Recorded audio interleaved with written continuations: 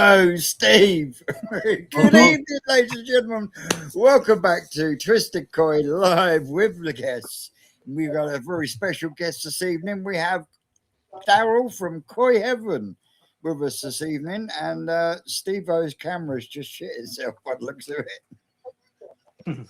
The whole sense just jumped off, and he. Yeah.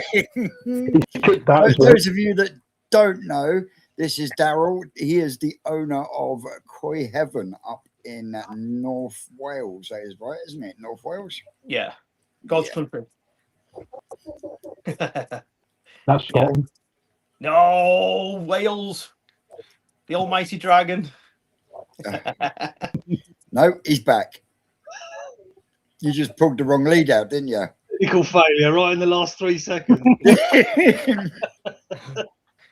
So, for those of us that don't know you, Daryl, tell us a little bit about you and what got you into the koi game. Madness. No, I've always liked koi, obviously. I had koi in my old place, and then we moved to where we are now. So it's literally a couple of miles from where we lived. And then originally I sold, so I had some fish already in Japan with Tim Waddington. I had quite a lot of fish, and I just sold them all. Thought, that's it, me done. I moved up to the farm, and I decided to put a small pond in the corner of one of the barns, and then my mind started ticking. I thought, you know what, with having such a big place, how can it pay for itself, basically? So obviously we've got sheep, we've got, other animals, and obviously with that, I thought, you know what, and it just literally, I thought about that in the November, and I had it all built December. So it was like, So I built it over Christmas. And then I think once we built it all, so I built it in the December, but then I didn't open till the October. I tell a lie. It was the, when did we have the first, we had a harvest, I think James, the Koi Whisperer came up. I think that would have been maybe came down August or something like that. So I didn't open till then because I'm a big sort of believer of, I wanted everything perfect, if that makes sense. We had all our fish in, we had everything in, cycled the ponds, we got everything all perfect.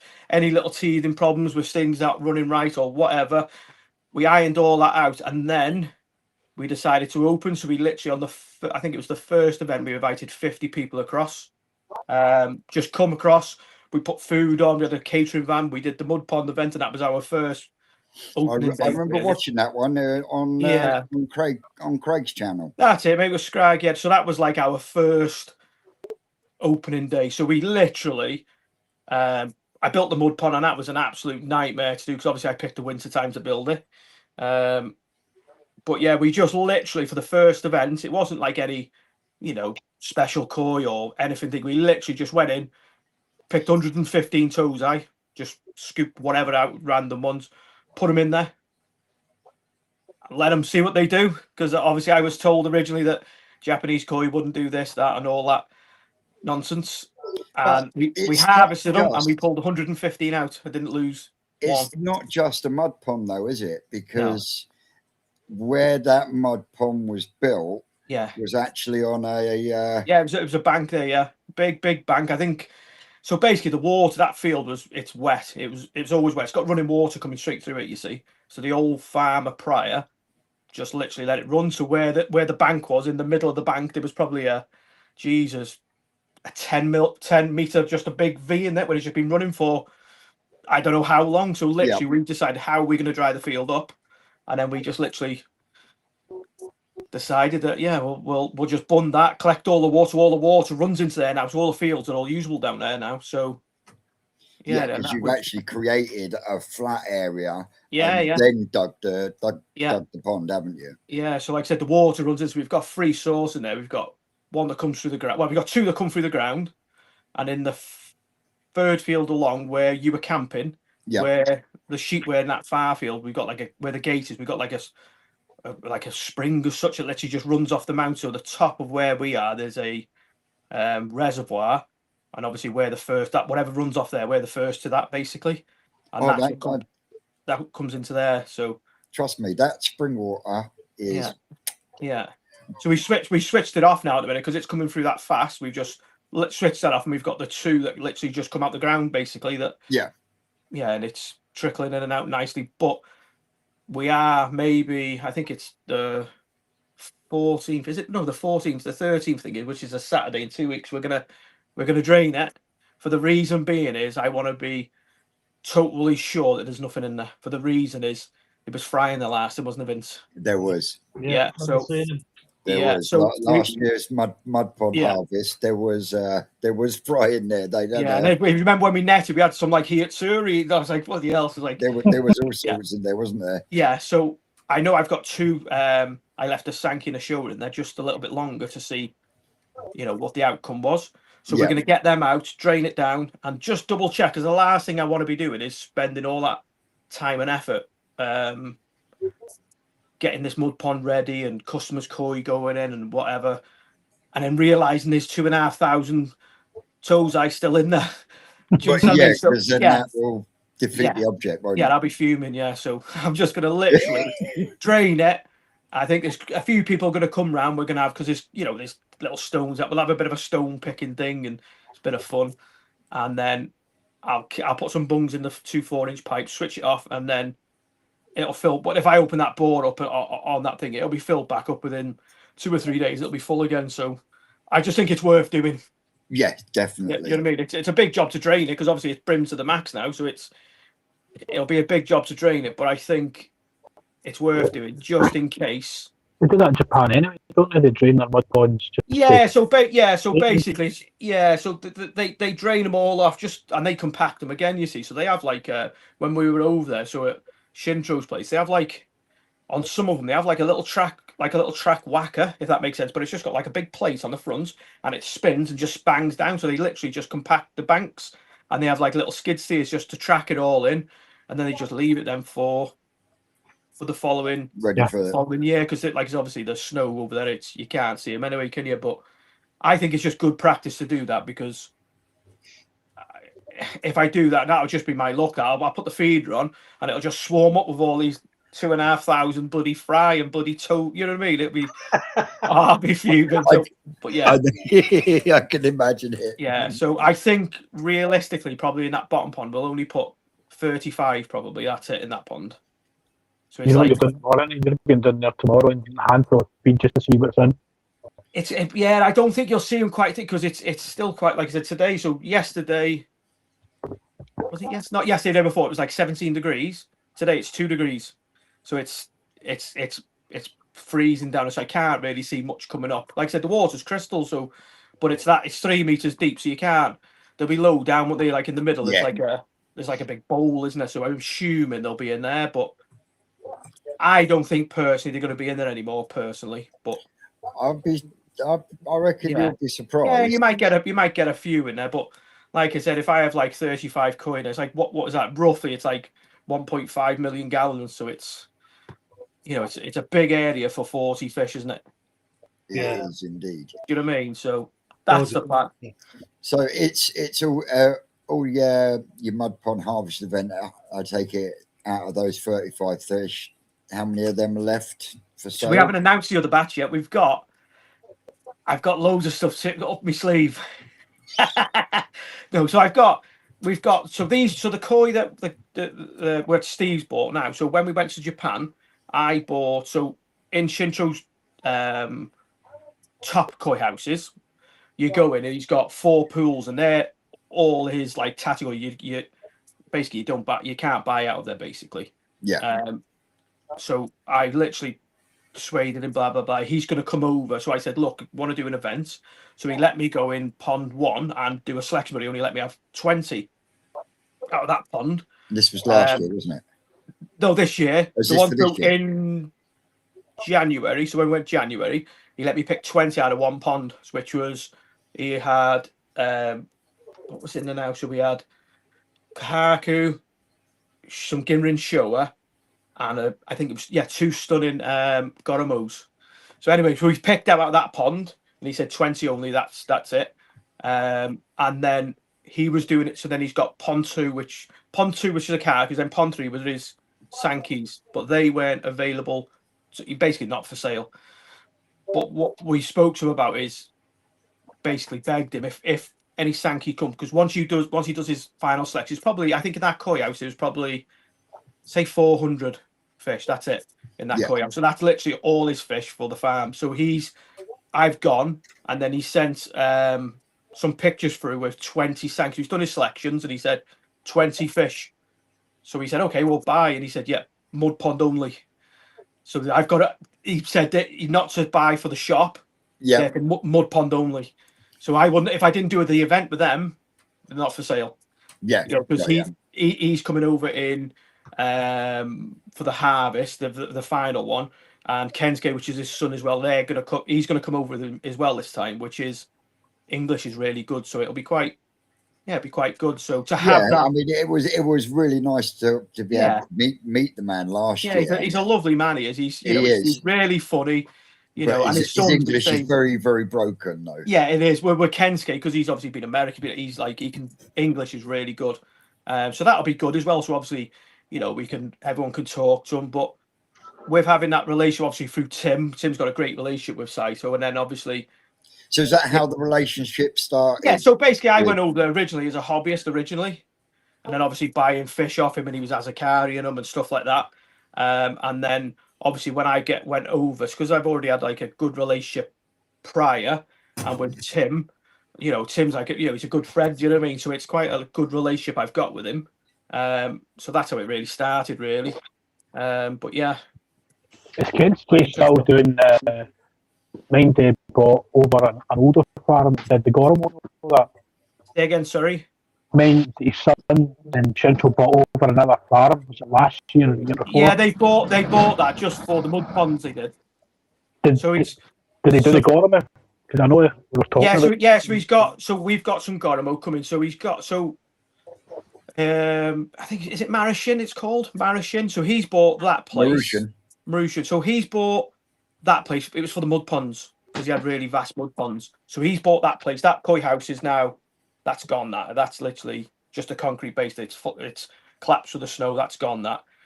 So the first year I think he did Kajaku's loads of stuff, but this year he's like got one pond that's got some Ginrin stuff in. Maybe there's some Showas, Kajaku, Hiyatsuri actually were in there. Ginrin, Hiyatsuri, and Goromo.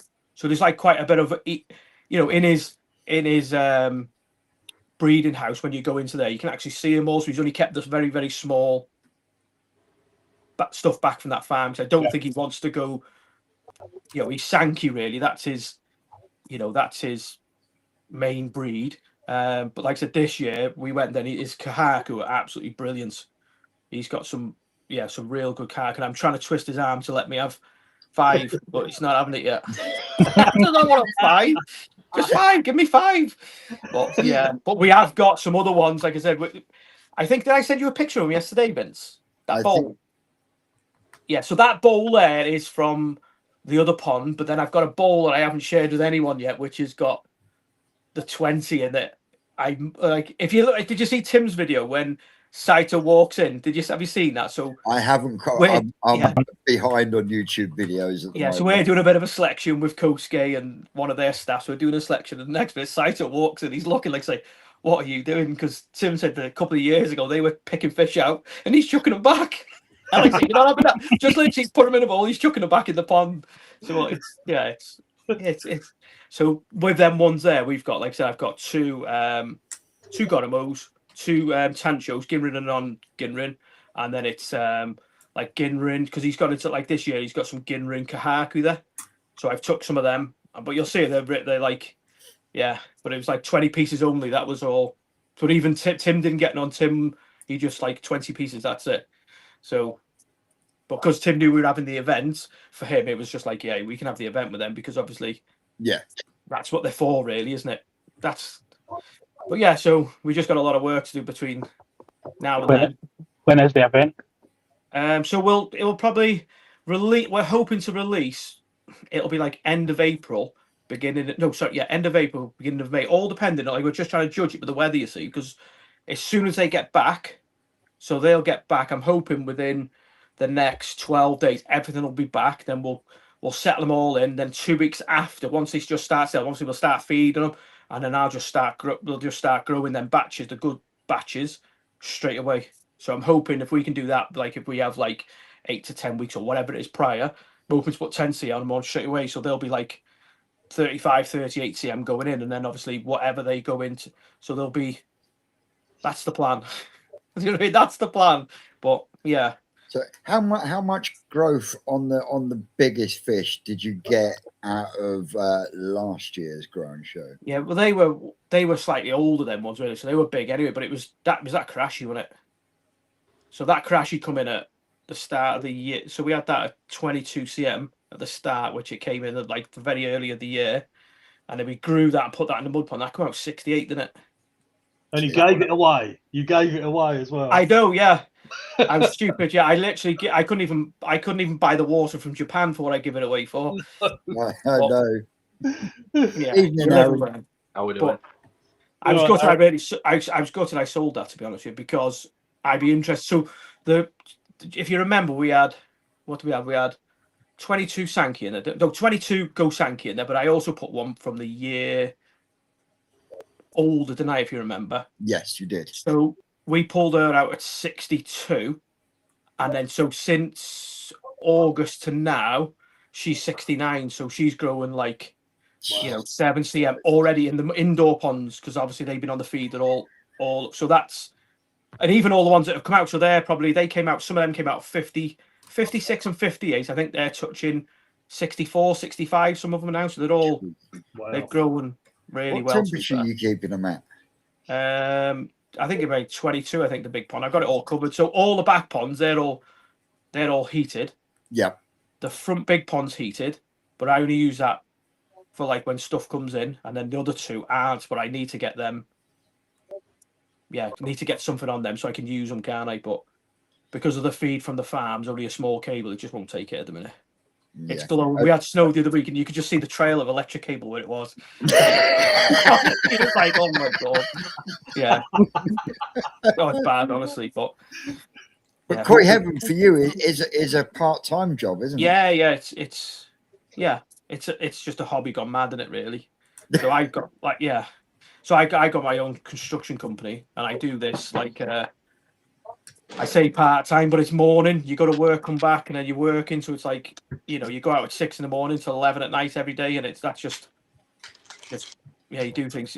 I'm just lucky enough to be able to do it, aren't I? Really. So it's, I know I complain sometimes about long hours and stuff, but we all enjoy it, don't we? So to do a hobby and to take it to a business is brilliant, but at some time in the future, I'll have to delegate, maybe get a member of staff to come in just to help me do the maintenance side. That was going to be my next question. Yeah, will there become a time where Daryl starts to slip away from the construction and spend more time with because my construction firm, like I've come from nothing, the Scorvins. I've come from a council house down the road, mate. I have never had a silver spoon, never had nothing. Do you know what I mean? So me and Sarah have worked so hard to get here. Yeah. And it's been through my construction company. And I can never forget that. If I sort of forget that, I wouldn't be here, if that makes sense. So I'll always be that. But if I can get someone to just sort of like take so it's even like just cleaning the filter. So you're coming home cleaning the filter, you're doing scrapes, you're doing this, you're doing that, you're moving fish around, taking pictures. If I could have someone to do that, that gives me a little bit more time then, just to maybe talk to people a bit easier, and because I'm trying to do it all at the minute. Obviously Sarah's really, really good. She does like the communication and stuff like that, but I'm still trying to do that as well, running all the other staff on site, and it's sort of like, it runs good, do you know what I mean? We're pretty good, but sometimes it's just like just feel like just burying yourself under a rock and just pulling the cover over for a couple of hours. It's like, saying that, I reckon your girl will end up taking over the Koi side. So. Mate, she won't. She'll just get a surfboard, mate. She'll be in bloody Australia or something. She'll just be hooked up, mate, with a bag, and she'll be gone. Mate, I've seen her fly around them fields on your quad. Yeah, she's good, to be fair. She is good, but I'm trying to get my lad in, trying to help me now as well, because he's at that age. So yeah, I think he wants to. Well, he's saying he wants to come in October. So I'd like him to come to sort of just do the social media side, like just because the young kids, they're really good, aren't they, with social media and stuff like that. Where Yeah. I'll be honest with you, I'm absolutely rubbish at it. It's not my, you know what I mean. I'm not bad at taking a picture and doing, but it's not my, so hold your hands up and say I'm not that good. Mate, I know exactly where you're coming from there. Yeah. That's for sure. Yeah, it's hard, isn't it? But it's one of them, isn't it? It's one of them. What are the plans for Corey Heaven going forward then? Well, we're just going to sort of like this year. We've got to look at. We've got to get more ponds indoors because we haven't got enough. There's not enough in there, so we need probably another 7 ponds, probably 8 maybe in the back. Because the thing, I grow a lot of fish, so I'd like another system somewhere where they're the growing side, and then the ones that I've got in the shop are the sales side, if that makes sense. So makes perfect sense. It just sort of makes it easier then because obviously we're appointment based, so people having appointments and all that. So it'd be easier then where I can just have that bit more flexibility where the growing side's there and this is the sales side at the minute. Yeah, I'm growing at the moment you're mixing the two, aren't you? Yeah, I'm growing them and I'm like, oh, it's off for sale. Oh, I want to keep that. And I was like, do you understand what I mean? But I just need that's the idea. But there's loads of plans. It's just trying to adapt with them. Like it's all new to me, isn't it? The fish side of it. And you'll know yourself, anything to do with fish, realistically, there's not much information, or no one will tell you what's right, what's wrong. So you literally, I'm learning the actual business side of it as I go, if that makes sense. Yeah. So it's sort of, but because I've got my other business, it is a little bit easier, but it's still hard. Yeah. Do you understand what I'm saying? But I'm happy. What I do, for me, I'm really happy in what I do. So I just sort of like really enjoy what I do and just focus on that sort of thing. But with the mud ponds, it's just something a little bit more different, isn't it? If I can get 4 or 5 mud ponds and have them all indoors, mate, that'll be wow. That'll be amazing, wouldn't it? If I can do that, do you know what I mean? It's mud pond camping. Yeah, it'd be amazing, wouldn't it? So that's my plan. But it could all change tomorrow. I'll be doing something else.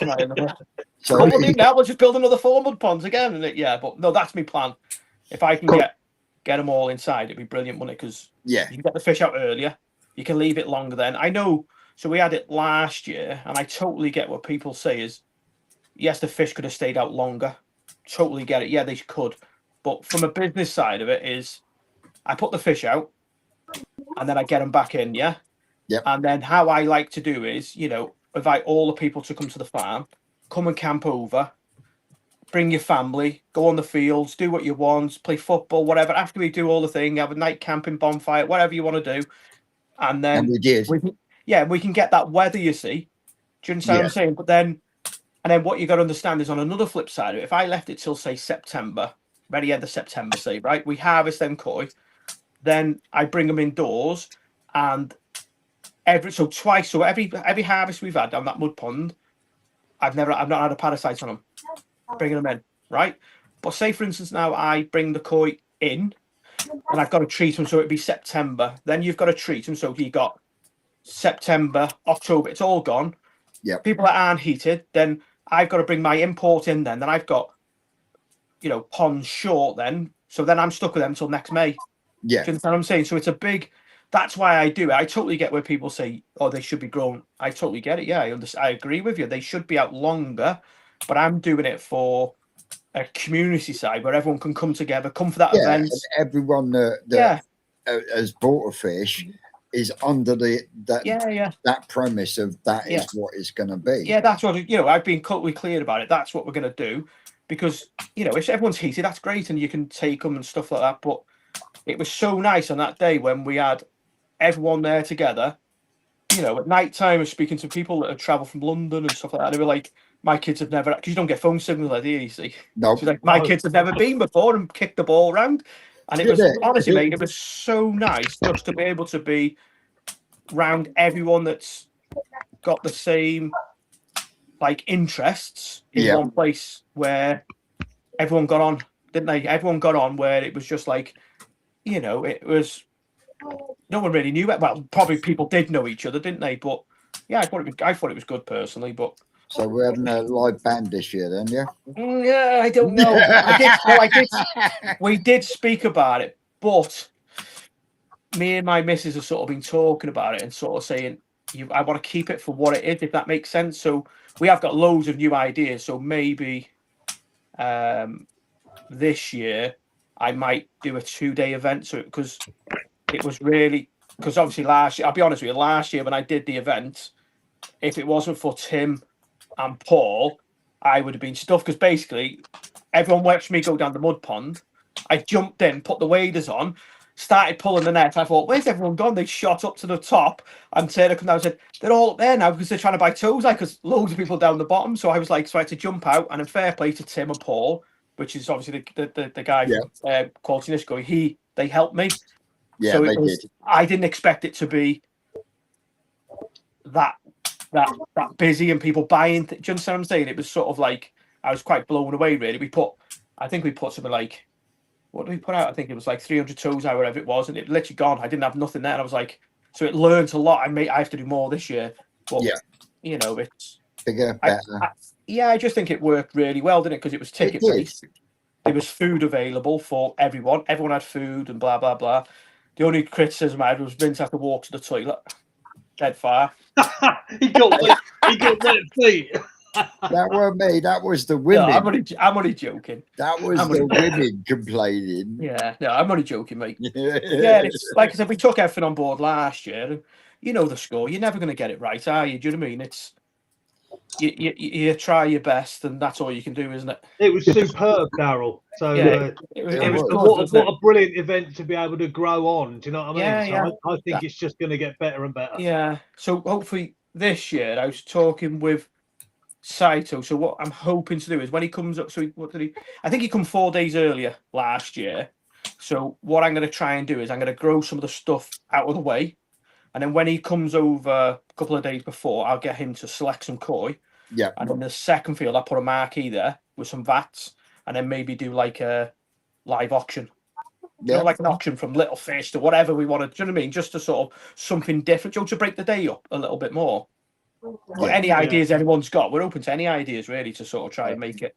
One recommendation. You keep Paul Windmill away from the fucking raffle. I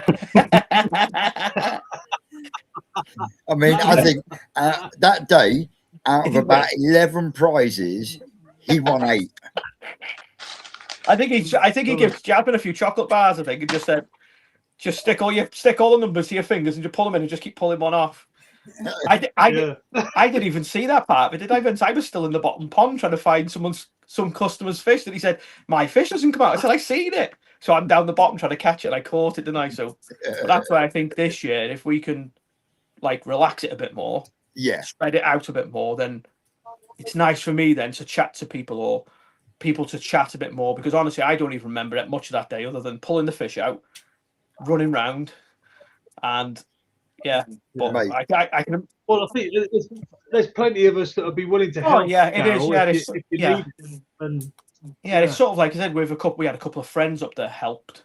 But like I said, I wasn't expecting it to be that busy. Do you know what I mean? So we closed it on, like Sarah does all that side of it, to be fair. So I think we closed it on the Sunday. So we had 240 something. It was, say 250 people, and then we said on the Sunday we'll close it for the reason being is if we just did it as a day ticket and you had 250 people. So we had Liam, which is the butcher guy who did the hog roast, and then you have people turn up and there's no food, then people will be whinging that there's no food. Do you understand what I mean? So we had 90 people on the Monday contact said we want to come, and I basically said, you know what, if I do that, say yes now, then next year no one's going to listen when I say it's closed. And I just said no. So we literally was 90 people that wanted, and I was like, for the reason being is I want everyone to come. There'll be food, there'll be drink, and try your best to try and keep it organised as much as you can. Yeah. Do you understand what I'm saying? Because you heard it about, I think it was the National, was it the National? Where people complain that they run out of food. Mate. Do you understand what I'm saying? So that's the bad press that I don't want to do that, and people to be annoyed because we're in the middle of nowhere. There's nowhere to shoot off here to get. It's not the fact that they actually ran out of food. We just had to join 2 queues for the same burger. Did you? It was terrible. 40 minutes to order it and pay for it, and another 40 minutes to pick it up. Yeah, ours wasn't too bad enough. Well, as far as I'm aware, I think Sarah just did like perfect. I think you had a ticket, but so when you come through the gate, it was Bob. Right, okay, so there's your tickets, Bob. There's your raffle for your food, blah blah blah. Yeah, and it'll be open at what time was it open? Everyone just went there and Liam and served. I'll tell you what, It wasn't. It was nice, wasn't it? those hog roast It was bats brilliant. were Yeah. lovely. Yeah, really. I think I ate quarter. I think I started eating mine, and then literally it was like off somewhere else. But yeah, it was nice to be fair. Mate, We did talk about it on one of the lives. Aaron, I don't know if you remember, we did find the name of the, was it the Snuffling Pig or Trotters something? or something. Trotters, it's called, isn't it? Was it right? Okay. Yeah. The guys that used to do the Aaron Frozen. Newark show. That's it, mate. That's it. That's him. Yeah, they're belters, they are. Yeah. So Yeah. I'm gonna try. Depending on so, I think what did we have last time? I think there was 28. Say there was 30 families stayed last time. There was say 60 people, whatever it was. So what we'll do this time, if we have the camping this time, I'll speak with Liam to see at the night time and say to people, right, okay, it's up to yourself. You can either go somewhere else and get some food or cook your own barbecue, or speak with Liam and say there's 60 whatever people want to camp over. Would you do a barbecue X amount ahead, and then they can have a barbecue down by the mud pond? Do you understand what I mean? Just sort of Yes. so people aren't. Yes. Yes. Yes. Yeah, they can just relax, Yeah, can't they? that would be really cool. Yeah, that's an I idea. end up having to get in the car and go and find the fucking chip shop. 'Cause That's what I'm that was saying. You know what I mean? starving. Because we are in the middle of nowhere, aren't we, Vince? It's literally Yeah, yeah. There's nothing here, is there? So but yeah, Yeah. I definitely have a hog roast Yeah. bap in the lunchtime and another one Yeah. later on in the evening. yeah, that's just something that we didn't think about last year. You see, so but you know what I mean? Paul Fenlon put it out there. Look, snouts and trotters. That's it, pal. That's the one. Yeah, You know like what? I said, They're banging food as well, aren't yeah, they? it was. To be fair, great guy to deal with. And like I said, this year, so the first time we had some company come out, and the food was amazing. It was literally like like they called it street food. So you had 30 fries and burgers, and it was amazing. But then I asked them to come back this, and the prices they were giving, it was like no chances. Honestly, mate, it was just ridiculous. And Yeah, so like I spoke to Liam, and like I said, no trouble. I think we went from one. I don't know what it was. Say like half the amount to double the amount. So and he just dealt with it like, and it was just for me. He just turned up with his own catering stuff, and he got it done. yeah. Brilliant. That's why this year we'll just do the same again. It just Had a takes- he had a couple of lasses working with him as well, didn't he? That's it, mate. It was Yeah. brilliant. I mean, ice cream van, didn't we? Yep. We had the ice cream van turned up, didn't we? That was good. A nice No. ice cream. All you need is a heated tent for Perky this time round. He was in a mess, wasn't he? I tell you, what, He was in a mess. he'll never make He it. pulled the log burner right up to the entrance of Yeah. the tent, didn't he, to try and get some To be warmth in. fair to him, though, how good of a job did he build that? It was really cold, but it was bloody freezing, and it That's just why this flapped way with the noise all This, when I say up here, it could be absolutely glorious, and it just changes like that. But like I remember waking up, and it was like just steam coming off everything, and you just see this tarpaulin in the thing. Then Berkey just looked. He was poor. He was poor. But you know, that's what I say to people. It's sort of like just sort of like make sure if you come, just be prepared in it for shit Yeah. weather. Yeah. Not bad, but yeah. Yeah. It's He turned up with his extendable fucking roller pole on a Yeah. tarpaulin. And but some it did look tent. good, didn't it? I was It like, did look how are good. you going to build a tent out of a tarpaulin? And fair play to the man, yeah. It was a He decent did. job for it, but it was no good to sleep It in. was. It was alright if you're on a beach just to get out of the rain or something, but I wouldn't sleep in it. No. I was expecting to see a couple of sheep in there keeping him warm when he's pulled them in in the morning. A couple of lambs in there with him. But no, it's. I think this year he's going to get a. You thought about either sleeping in his car or getting a van or something. I don't know. He was saying. I spoke to him. Was it last week? I think, or at some point I spoke to him. Yeah, last time I spoke Yeah. to him, he said he was going to get a transit. He was going to rent a transit van for the weekend and sleep in the back of that. Yeah. I think he would have been. I opened the door of the my motorhome in the morning in my underpants. Went, oh, it's a bit warm in Yeah, here. I think he was sitting there shivering. I think he would have been better off sleeping in the ditch behind him in the hedge. I think he would have had more cover, wouldn't he? Isn't What it? he was, but yeah, but like I said, we'll prep that earlier again this year. Get that field, you know. But to be fair, it was quite tidy when I used to cut it. I was starting Mate, every other week cutting it. It was I was just going to say, are you going to be neurotic over the Yeah. over the length of the grass again, yeah, it's got to be tidy. I'm OCD and things looking mate? The only Nice. person I know that was driving his mower around cutting the and grass. was before people turning up with a fucking tape measure.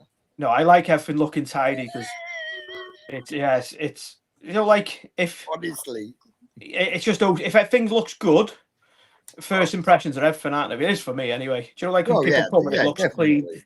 it's tidy, it's this, it's a big. Sometimes it's You know, just the 'cause- company. What's that? Sorry. Sometimes it's just the company. Doesn't matter what things look like. Yeah, it's just, but like I said, you know, like how I always look at it. If you go out to a pub and you have a poor meal, tell everyone, don't you, or something like that. That's how I look at it. So if everything's nice and it appears good, and everything's clean, it's tidy, and this, for me, that's like just my OCD. It's that's massive for me. Even in the koi house in there with the hoovering all the wood, and it just, I Honestly, just think that's how it's got to be. You know, that's just me. Whether that's you know, the koi or whatever in life. mate, the whole place looked absolutely top notch. Yeah, it did. For me, walking around your fish houses, as in your sales fish houses, for me was the extending airline so that you can gas up a bag at any Yeah. point in the Yeah, yeah. building at all. Yeah, they're brilliant. Them, they're brilliant. Them, just literally pull it out, just go to the pond, fill it up, extract it back in. Like I said, it's just the little details in it. Of, Yeah. You know, I've been there when it's like, just grab that bottle and you're lifting a big oxygen bottle around. Like, I don't want to be doing that. Do you know what I mean? It's literally just pull it out the wall like the old one, just fill it up, let it go, done. But Brilliant. yeah, but we'll get there in the end, won't we? Are you coming this year? Is it so Aaron, is it? It is Aaron, isn't it? Is Are you coming Aaron this year, from Aaron? Koi? I think he's frozen. What date is it? It won't be on a show day this time. It'll be Yeah. probably after, because we did it last time. I think, was there a show up north somewhere? Vince? Yeah, I was already agreed to film that. Yeah, I think there was a show, but basically, so last year I had a bit of people saying, "Oh, you shouldn't have done it," but it wasn't me. So I just said to Saito, "When can you come?" So we had that weekend, and then I think he went to America the weekend after. So I literally just said, "Right, okay, it's sort of that weekend, but hopefully this weekend, this time coming now, I'm going to speak to him well in advance and say, can we come this date?" So I think it's like, is it the very last weekend in August? There's I nothing think it on was that. around there, So wasn't something it? like that. It's the one before that, isn't it? Because the last one's the bank holiday I can't weekend. remember, isn't it? mate. I can't remember. I know I looked at the shows, and I don't want it to sort of clash. They were indeed, Yeah, they were. That's when he should have stayed. He should have slept in there. mate. They had They were proper posh possibly. pogs. They were. yeah, they had like lights around the mirrors and all Mirrors sorts. and sinks and all Yeah. sorts. They were. But that's what I'm saying. It makes that, like, people just talk about the toilet. It's All, That's the all detail, we isn't it? wanted was a portaloo down the bottom of the oh hill. no, you can't have that. Yeah, it's just for me. I did that though, because say like people camp and they want a bit of warm water, and you can have like, you know, I'm not saying anything, but you can have a wash of warm water, or, you know, it's just them little bits, isn't it? To I think it makes a difference, doesn't it? You know, you Just a doggone long ass trek to walk out of your tent all the way up that hill. can't When please it's them all, Vince. freezing cold at 2 a.m. Yeah, I wasn't too bad. I wasn't in my caravan. Nicky don't like camping.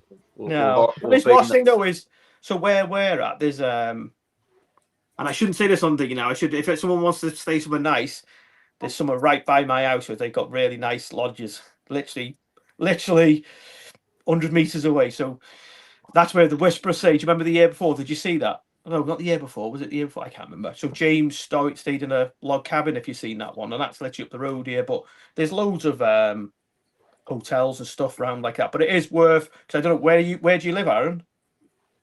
just outside of Hull. So, yeah, so it's quite a long drive, isn't it? So like I said, we're going to try and make it like a 2-day event this time to sort of make it worthwhile for people traveling. And we had a bad experience in Cornwall in a tent. We woke up in the morning, everyone's tent had collapsed, all the poles had bent. It was ridiculous wind. Yeah. We just bought an air beam, so ours didn't have poles, but it was like this all night. Yeah. When we started it, and it got to like a point of just flatten it, throw it in the van, we're going home, Well, and that nailed camping for us. yeah. Try it again. You never know. Oh, It's like I said, because where they were, been since like where they were. So where Vincent stayed last, it's literally like down by the mud ponds, literally in the like right next to them. So it was quite nice by there, really, isn't it, The Vince? camping last year it was sweet. Yeah. Just Everyone wish getting the on dogs weren't so far away. Yeah, campfires. We had some log campfires. But the only thing I say this time is we haven't got any logs, and everyone burned some last time. Everyone got up to the woodshed, didn't it? It was just logs, but yeah, it's Yeah. Well, I can't wait now. It'll be good. Daryl provided us all with little bins to Yeah, like put log. our, What were they our called? They're wood like in, so fire we- pits, weren't they? yeah, we had the Oh, right Yeah, person so we to had put fire pits, and what I was Everyone gathered round. what I done is I put them. So there was like there's a bank on the, like right next to the pond, and I put them all there for like everyone to sort of maybe just sit round and have it. And it literally everyone went, took them and they was gone. It was like, oh, okay, just fight over them. Just do what you want. And then he went, "Oh, if you run out of wood, you go up to the top." And that was Yeah. it. Trying to keep you warm, you see. Mate. Yeah, we blitzed through his wood stores by the sounds of it. It was good, but yeah, we just got like I said, we got loads of planning to do, haven't we? But we'll get you there. need to know. You need to be selling log nets. Yeah, there was loads of things like we should have thought about, and it was just like I said, it's like last minute, you don't realise just the small bits because I'm thinking about the grass, and then you forget about all the other bits. But it's so basically what you could prior do to it is say to people, if you want a log fire, say like I think they want over like £8 or whatever they were, or a tenner. We could say if you want one, it's a tenner, and you want a pack of logs, we'll get you them in off someone, bring them in, we'll put it by your tent, so that's your tent. It's all done. So like everything's there for people. But last time we just literally said, "There's me wood store. Just go in." And just literally people coming around with buckets and well, it was good. You provided us with them big fucking I know. tubs. It was me missus that was. She got all the fires and that. But like I said, this year probably like Adam was saying, try and organise. Say if you want one, it's a tenner for that. We'll go and get it and just bring it and say there's just so it's. If someone wants one, it's nice to have. My little girl was selling the marshmallows and that, wasn't she? Oh, mate. She was literally like, "Do you want any more marshmallows?" It was like, "We can't eat anymore." And she's like, "Are you sure you don't want it?" Like that, trying to force feed everyone marshmallows. Honestly, how old's your lass? She's what's it now? She's 12 this time. So she was what's the last year? She was in 10 that time. So before, but she's she was flying around that place, up and down them fields. Yeah, she's good. She is, to be on fair. that quad like it was second nature, and she'd pull up outside your tent. Do you want any more marshmallows? Anything for the pound, you see. That's what it is. Business minded, isn't it? Anything for the pound. Mate, people were buying them. It's just like I said, it's just for the kids, wasn't it? So she made them, she'd thought about that. And I said, well, that's a good idea. So it was like, it's just like trying to just think of different things for kids, and because it was families, wasn't it? It's family orientated, wasn't it, as well? It wasn't there was a lot of families and there was kids there, and it was nice to see kids actually being kids and kicking balls and shit round. Well, I'm surprised they weren't in the river, because there's a river at the bottom, isn't there? Because that's where my daughter's all the time in the river. So they probably do that this year, won't they? It's like, where's the kids that are in the river? They're all down the river. Yeah, it's getting them back up the hill's the problem. Yeah. Oh, how's your pond now, Aaron? Pardon? Have you finished your pond? The fish are in it. I'm just plumbing my shower in today. Yeah. But I'd ordered a 2-inch swept tee. Yeah. And 2-inch is not the same as 2-inch pond size. No. No, it's a pressure pipe as well. I took my bio out, cut the pipe behind it, and then went to put it in. I was like, "Oh my god!" So I literally had to go out and buy a normal tea because all my heated line, the bio, everything was off, and do it. Isn't it something like, if there's 60, isn't it certain ones? So some of them are 2 inches, 63 mil, isn't it? To the outside. Is it 63 or it's slightly bigger, isn't it? So it's like it just the thickness of the pipe, wasn't it? I think it's 63, and then you have, because there's 2 different types, isn't there, with the pressure pipe? You get like certain ones, isn't there? So you have like one manufacturer that does it with one size and another manufacturer. They're different colours, like one's dark grey, and one's light grey. One's like a lighter grey, yeah. Yeah, so there's different fittings, everything, like a couple of mil difference between them there is. So one's a metric and then one's imperial, is that what it is? Yeah. I think. Yeah, it's annoying though, because like, so the metric ones, you just imagine the same. 3 mil on the side of it, won't you? Yeah. And if you order a 2-inch pipe, it'll be a 2-inch rather than an OD. Yeah. So I ordered it. It states 2-inch on the on the pipe, on the thing. Yeah. And it's that much bigger than 2-inch that it just slides down the full pipe. Oh god. Lovely. But obviously, I'd got to the point of cutting all the pipes, measuring everything, and then putting glue in both of them, and it just went whoop straight down the pipe. Yeah. Shame you didn't have like you can get the reducer thing, can't you? You just put them over sometimes to gain that, can't you? That extra. Yeah, I just hide it. Get out the window. Not anymore. Yeah. So luckily though, like my local koi shop had everything I needed for me to just drop up what I was doing, bomb out and do it now. But because that it's recirculating on my heated line now I'm having to rebalance my heater to get the right amount of flow through it to get it efficient again. So running too fast, is it now? Is it, or it's not running too fast. I was just not getting the 3 degrees through it. Yeah. As what I had this morning. Oh yeah. So what sort of speed was you running through your air source heat pump? Physically through it or down the line? Through it. Well, I don't know how much I'm running through it. I was running 12,000 litres down the line, but because I had a bypass on it and I've throttled it into the heater, it's got 2 valves that I've been doing it until trying to tweak it, yeah.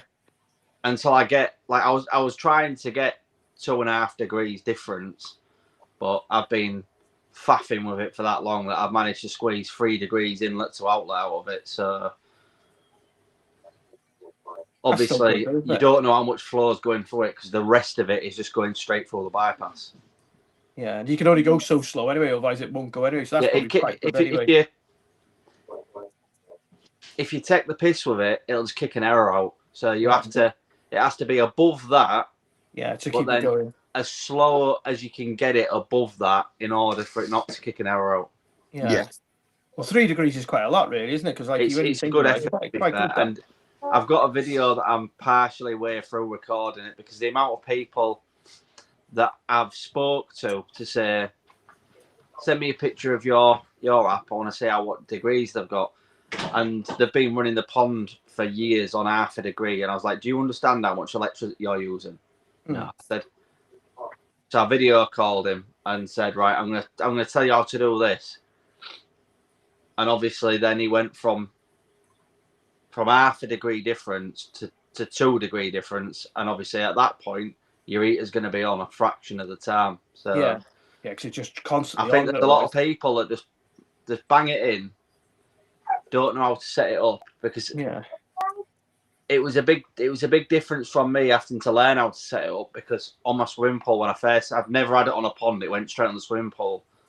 Like the minimum flow was just I couldn't turn it no lower on that. Yeah. So, but yeah, it's running all right. Shower's running now. I just need to faff with it, but it got too late in the day. By the time that tea didn't fit, and I had to then go out and buy parts and come back, then it's getting dark in it. Yeah, gone. Covers there for another day. But yeah, I can close all the valves and just put it back to how it was now. The main thing for me was getting a T in that line and a valve on it, and then at that point everything can be running again. Yeah. Have you still got yours, Vince? Air source. Yep, What's that on the main pond, or it will be very shortly. Yes, what did you have that on the grow on? Didn't you? With that, I had it on the grow on indoors, but I'm turning that now into a big bio chamber. Yeah. And the air source heat pump will be sucking from that back into that, and that's just gonna cycle. Yeah. And then I'm gonna go from the skimmer into the new filter into that bio chamber, which will gravity return back into the original filter system that runs straight back by gravity. Yeah. So yeah, the plan is to get the air source heat pump in the shed and get that on the main pond so I can start. I used to have mine, Vince, and it worked really well. So mine on my old pond, I used to have an indoor pond, and I used to pull the warm air. So I had like the pond and then the garage, and then I had the box from the garage, and then the air source was like in the garage, the where it pulls the air from. Yeah. And I had to pull mine from the warm air out, and that worked quite well on my old one. That's the plan. Is my next job is to mark out where I'm going to put a fucking great circular hole inside of my wall, so I can. Well, mine was still on the outside, but I just built a box around it, sealed it, so it was literally pulling the air out, but it was still outside for all the condensation pipes and all that. And that worked quite. That worked quite. I'm going the other way around. I'm actually putting the air source heat pump inside, and then going to blow it out through the wall. Yeah, I think that's what Tim does in the shop. You know, do you know with his in the greenhouse? Tim does that, and obviously because it's in a greenhouse, obviously whatever it pulls through, it produces so many temperatures above the so it works quite efficiently. Got the same going on in the Munger tunnel at the farm.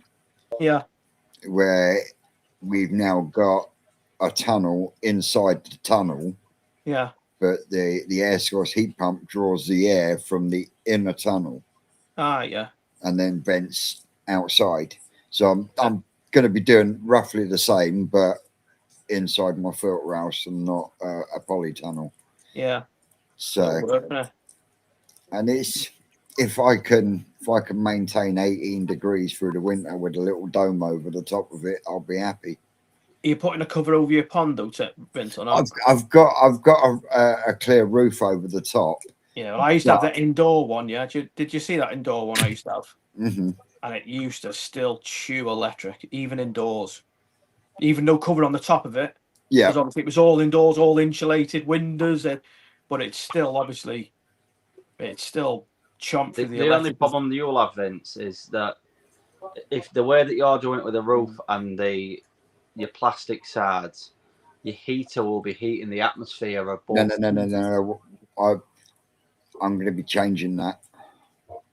Yeah, well, when the air source goes I'm on. telling you now, Vince, right? This is somebody that's just had a £600 a month electric bill. Right. Eating at 18 degrees outside for a winter is costly. Right, this pond that I'm up now, how well insulated it is, and how I've done the top, it's like reduced my bill by 75%, but I still won't want to be eating 18 degrees in winter. Yeah, but you've been using your air source heat pump for the last God knows how many months, heating that fucking swimming pool to 20 odd degrees. Oh, not in winter though. No, not in winter. Winter it was 12 degrees from the beginning of December. It was 12 degrees, and it was still on 6 times a day at 12 degrees. Going now where it's at 16 degrees now, and it's coming on once a day. Aaron, how do I determine what degree difference mine is running at to see if it's economical?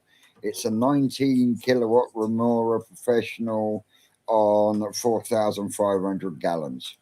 I don't know Remora. If you've not got an app or a screen that tells what your inlet and outlet is, that's the degree difference. Whatever's going in, it wants to be more coming out of it. But as I say, I'm doing a video, I'll put it all together on. I've gone as far as using an electric meter so people can see how much saving it is running it inefficient to running it efficiently. So, but you need to be looking at whatever screen it is on your heater. You should normally have two temperatures, an inlet and an outlet, and it's the degree difference from there. What I will. Yeah, he's got 13 in and 12.8 out. He put it on a comment earlier. 13 in and 12.8 no, out. It must be the other way around. It must be 12.8 in and 13 out. It won't be the other way. Your outlet temperature can't be colder than your inlet temperature. That's what he's saying. Anyway, look at the comment. Yeah, it's cooling. Probably he's on cooling mode. That's what I'm saying. It must be on cooling mode. Yeah. What is your target temperature set to on that? Is it set to 12? So it's probably not what you're all saying there. It might be like coming in, it's not kicking in because it's not. No. So what you've got is you've got 3 settings on most air sources. You've got auto, which will go up and down. Right. You've got heat and you've got cool. So mine's just set to heat. If the daytime temperature gets higher, it won't chill the pond. Aim for 12, so it's heated up for 13. And then it cools down.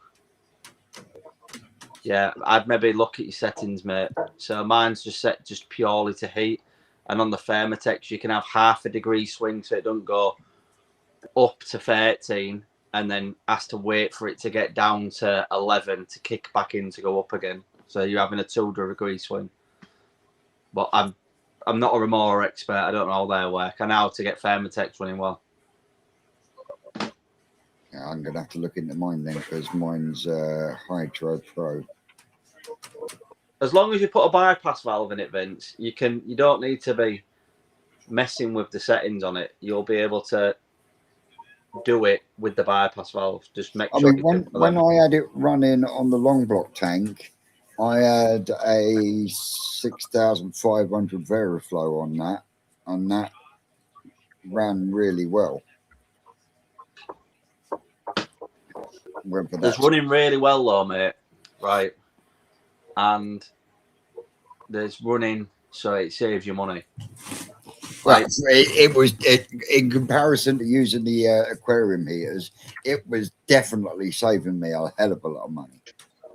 I've been helping somebody. I'm not going to name him because it's unfair to name him. But somebody else has got a YouTube channel who's got a Veriflow pump, and I've taught them how to use the bypass valve when they could have just turned the Veriflow pump up and down. But the bypass valve allows flow through the heater, but allows it to bypass through it, and it's running sweet as a nut compared to what he had it from. So for the sake of an 11 quid ball valve, Vince, I wouldn't not fit one. Actually, if something goes wrong with it as well, you could just bypass it then if you need to take it off, can't you? Just let it run past. Steve, did you see that fish before I put on the group? That picture of that shower, that Deutsche one. Steve. Me? Did I see it? Sorry. I thought you were talking to Vince. No. Did you see that picture I put on the group before that? Yes, I did. How much has that changed since it came in? That's amazing. Absolutely amazing. Like I said, the customer come for it today. And he showed me. I thought that was a Deutsche Sankey. No, shower. Yeah, which one did I send you, Vince? Which one did I send you, Vince? Deutsche. Yeah, sure it was. I sent you. It's what's it? It was one of the with I think it was Aoki. I think where it was now, where it comes from. But yeah, so literally, I've seen the picture what it was, and I was like, "That's wow, that's like changed loads." That is amazing. It looked really good. To be fair. What, that one? Yeah, I think so, mate. Yeah. I sent it to you, Vince? Yeah. It's like I said, the black that's coming up on that now, the super, it looks amazing. Yeah, brilliant. Yeah, definitely still got a lot to do though, isn't it? Oh yeah, but if you'd have seen it when it come, it literally had 2 patches on its head. a little bit on its tail, and I was like, you could see it. And then obviously it came back December to now, and it's like wow, that's not even the same fish. Looking at it, it's like wow. Should have kept it. Should have kept it for a bit longer. No, yeah. Well, there is that. Yeah. But you want to see at a quick glance, it does look very Sankey like, doesn't it? In the way that the suit. Yeah. But what's I sold? There's a customer, Paul. He's bought a shower from Shinoda Deutsu. You want to see it? I'll have to send you the pictures. It's wow. It's just amazing. How's the Heat series doing, Daryl? That look amazing, mate. Yeah. They're vibrant. Yeah, they're super vibrant. So when they came in, obviously the colours drop off a little bit, don't they? But now, so they had a little bit of like bag rub on the nose, literally. That's pretty much gone. That but they look good. Yeah, like they're in the front pond there, you see, with all the sold fish in there. But I've just spoke with Northine Net, so what I'm thinking of doing is ordering. So my front pond, he does nets where they're so like I don't know, so 2 meters, 2 meters, 2 meters by 3 meters, and making like a net system up. So because I've got some small koi coming this time that I want to grow from Yugenji, so I want to put them in there, and I can split them all a bit more easy while they're in quarantine, and then move them. Yeah. To where rather than putting them all in the pond, and then trying to figure out which one's which and trying to go from all again, I'm gonna order one of them this week, which will be quite. I think it'll be quite handy. That really.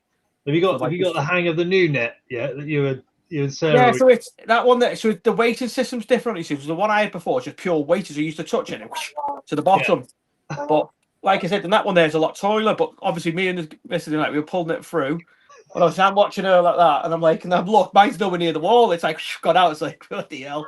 But we just put it on there because at the end of it, I could have edited it out and just we got it in nice and neat. It's just like just a bit of fun. To be fair, Sarah's got to keep them fuck ups in there. Yeah, Sarah's like, but she's getting used. But because I was watching her, you see, so I'm watching her, and I'm like, we haven't took the pipe, and I'm watching her, and then I absolutely like watching what I did, and all the sweat was swimming out. I'm like, oh my god. But, yeah, it's just all fun and games. Like we don't take it. Like I said, when she comes in there, we don't take. It's just it is what it is, sort of thing. It's. I've seen them in Japan when they net a pond. They'll net a pond, and all of a sudden some get out, and it's like. Yeah, it happens, mate. We get it down the farm. It'll be that. But like I said, with that, when you see it, what I used to find is like say if you've done you've grown some fish. So say for instance you've got 50 fish in a pond and you've got let's say 40 to 45. Where the other net was when you used to net them and get them in the corner because it wasn't tall enough. You didn't really have enough net to keep them in, so they were all crammed. If that makes sense. Yeah. So I've had it made half a meter longer, or just always about 600 taller. So when I put it on the side, it just gives it a bit more. It gives you that nice belly. Yeah, so just use it. I know it sounds stupid, but because this one it's got the pull cords on it, where the other one didn't. So I was just used that one before. I used to get it, pull it up the wall, do it. But this one here, I've never really used one with the pull cords. So literally the pull cord, it's brilliant. But like I said, it's getting used to something new. Yeah, it's one of them, isn't it? It's just sort of it's all fun and games, isn't it? So when you go over to Japan, is it just Shintaro you go to? Or no. Go to them all of them, all the breeders really. That's up in the mountains. So it's sort of the only thing we didn't do. So in the October, you get a lot of what they called events going on. We didn't really sort of get into all that because you get like everyone at the same place, and then you don't quite know what the price of the fish is till you go through. So what we just literally because what you got to understand is loads of breeders. If everyone's at the same place, there's no one at the other breeders. They're all halves, and we just go around them all. But what we do is so again we've got customers coming out with us in October again. But what we do is in the morning time we'll go do a couple of breeders in the morning. We'll drive up to the mountain. Shintaro will say we're going to be at I think, and this is I might be wrong, but I think he's got 48 mud ponds, Shintaro. So he's got them everywhere, yeah? So he'll say, we're going to do 2 harvests today. We're going to be here. So what we'll do then, the customers and everyone will go, help out with the harvests. And then when you're at his place bringing it back, you'll hear the siren going off in the mountain. That means dinner time. And then we go to his home, then have lunch, and then we go off to all the breeders then. So that's what we do.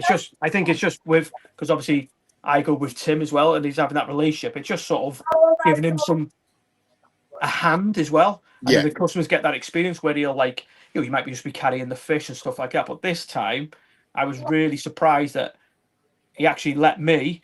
I was picking like the ATCM fish up, and like and I'm like, you sent wow. me videos. I was like, I know people might laugh and say it's like, but for a breeder to allow me.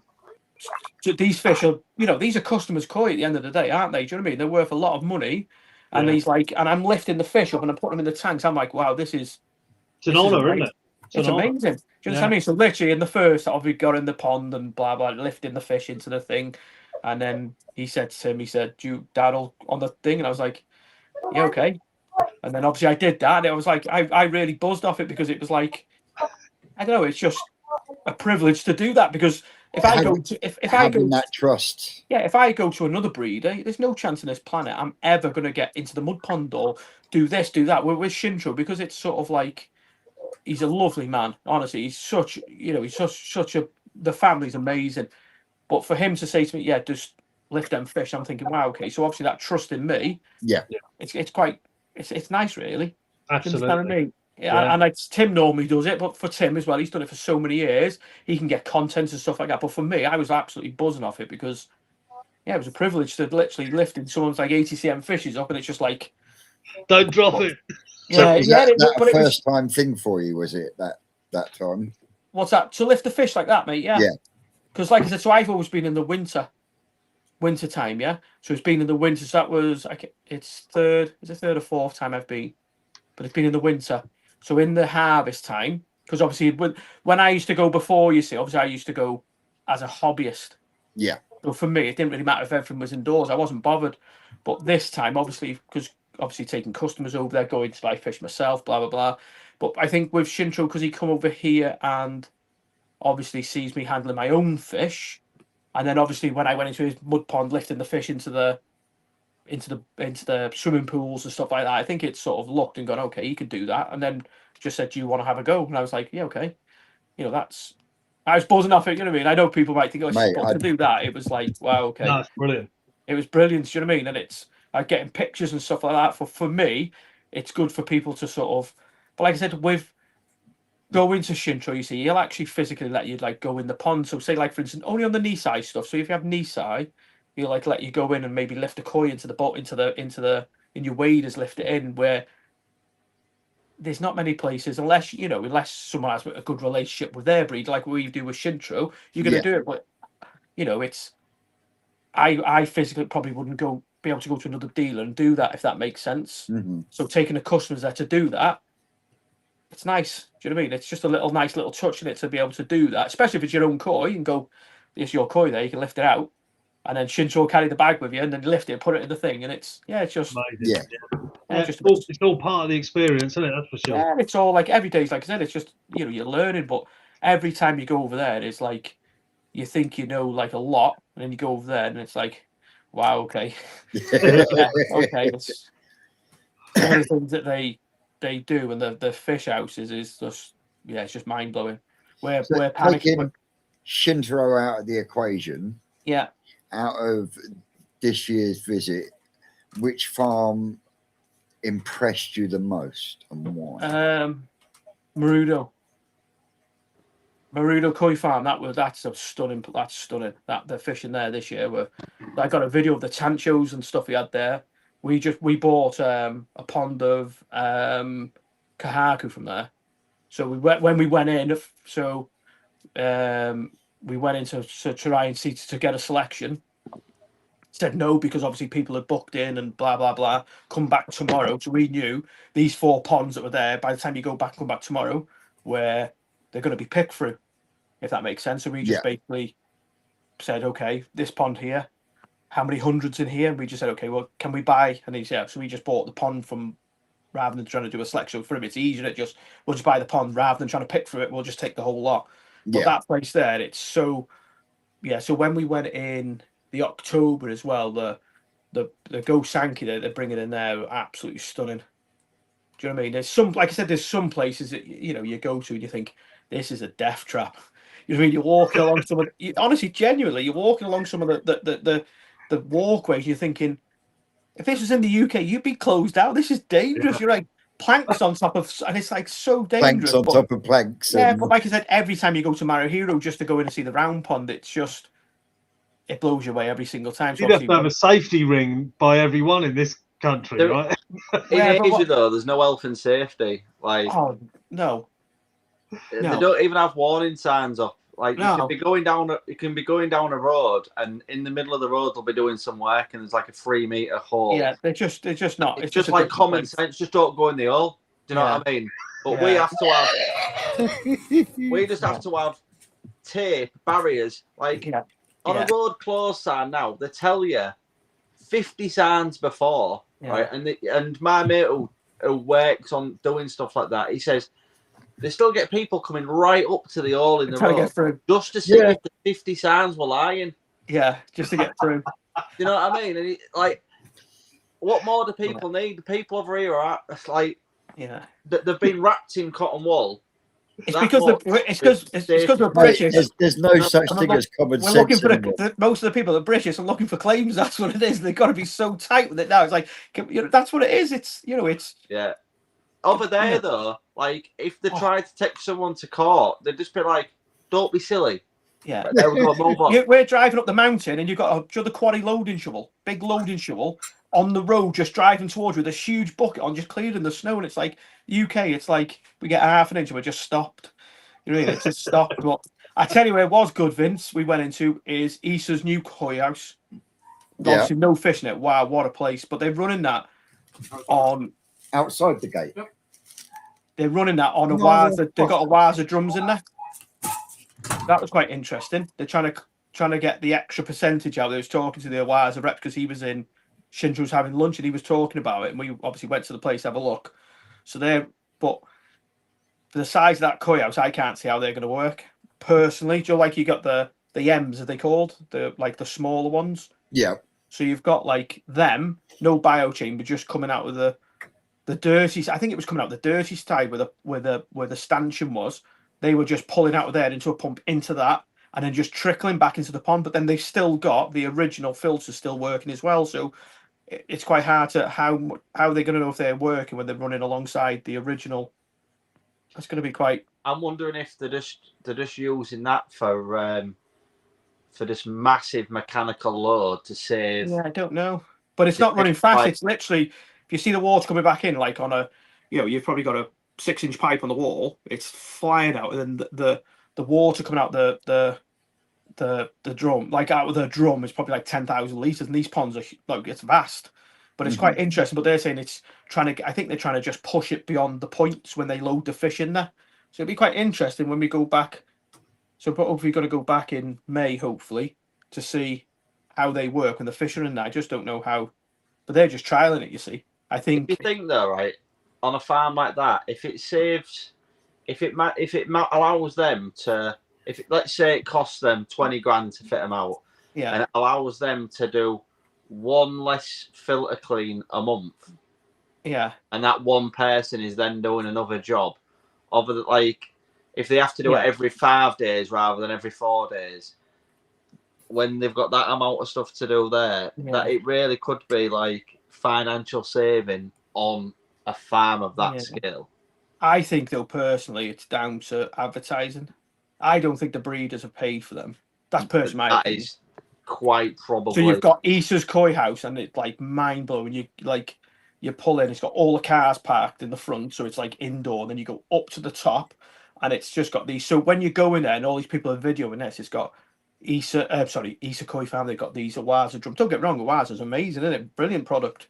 But then I think it's down to a sales side where they've gone in there and gone, can we fit these? Because Terrazzo's got some on his ponds. I don't know what make they are, and I believe that they're always like they're breaking down, not working and stuff like that. So I think it's same with, like I said, like certain foods, the breeder feeds like whatever, but they'll go, if you give you a sign, will you put it up and say you feed this? So I think that's what they do. It's just advertised for the likes of us as the UK. Go, oh, they do that. We need one of them, and we just go and buy one, isn't it? Do you know what I mean? But that's Yeah. personally my opinion. Whether I'm right, I don't know. I might be completely wrong. But from a sales side of it, you imagine if they put them in Easter's Koi Farm in their koi house, really, massive company. How many people are going to look and go, well, if they use it, it must be right. Because they are amazing. Do you know what I mean? They are amazing because Lee's got that smart setup, isn't it? In his place, Mate, Lee, I mean, Lee Hatfield's got a smart they setup. are good for what they are, but Yeah. the price of them to buy outright and the A lot of money, yeah. spares as well, it's Yeah. just the average person just can't afford it. No. I think being able to change the flow from day to night automatically, I think that's proper cool. That. Yeah. Give What have you got on yours? You got it a Waz on yours, have you? Or what have you got? No. A Crossing or? Mine's a Yeah. soaked fish drum. Is it? Yeah. So Yeah. But like I said, that was only my thing. Like I said, going to that koi house, that was amazing. Like I said, the same again when you go to Dyneach, it's just when you see the fish in there. Do you know when you get videos and you're doing a picture of a fish and you're looking at it and you say, man, you look at the picture and it's like, it looks so small. You see it there. It's like, how? Do you know what I mean? It's the size of the fish are just. How big is the facility? What's that? Sorry, it's like a little village, isn't it? Really. So they've got so when you go down it's like a road. So it's like a road through. So you turn off and there's got a koi house on the right. Then you've got so what they've got so when you pull there, they've got, do you know what they call the Suzuki pickups? What are they called? K trucks, whatever they're called. They've numbered them. They got that many. Do you know what I mean? They've all got numbers on them all. There's that many. And then you go up the side road, and then on the left hand side, I've never really been in there, but if you pop the doors open, the sliding doors, they're just full of tozai. And then on the right hand side, you've got all the big koi houses. But when we talk about backy showers, them things there, you can literally lie in them. They're like coffins, the size of them. They're huge. Joe just stacked up. They've got to be, what would they be? 8 foot tall, probably. Wow. And then probably, I might be wrong again, but I'm sure it's like a 6-inch pipe feeding them. Yeah, they are. They're like the big super floor frame. I've seen this because that literally just pulls from the bottom out of this clean pit straight up and straight over. But yeah, like I said, there's a lot of places. You can even go to these little quirky places and you look and go, this is beautiful. This place, it just, they're just ace, aren't they? Some of these Japanese people, they're just. Mate, I will class. Get out there one day. Yeah, it's just the experience of it. What's that? Sorry, Steve. Just saying, it's got to be done, Vince. You got to get out there, man. Yeah, it's just. I'd love to go as well.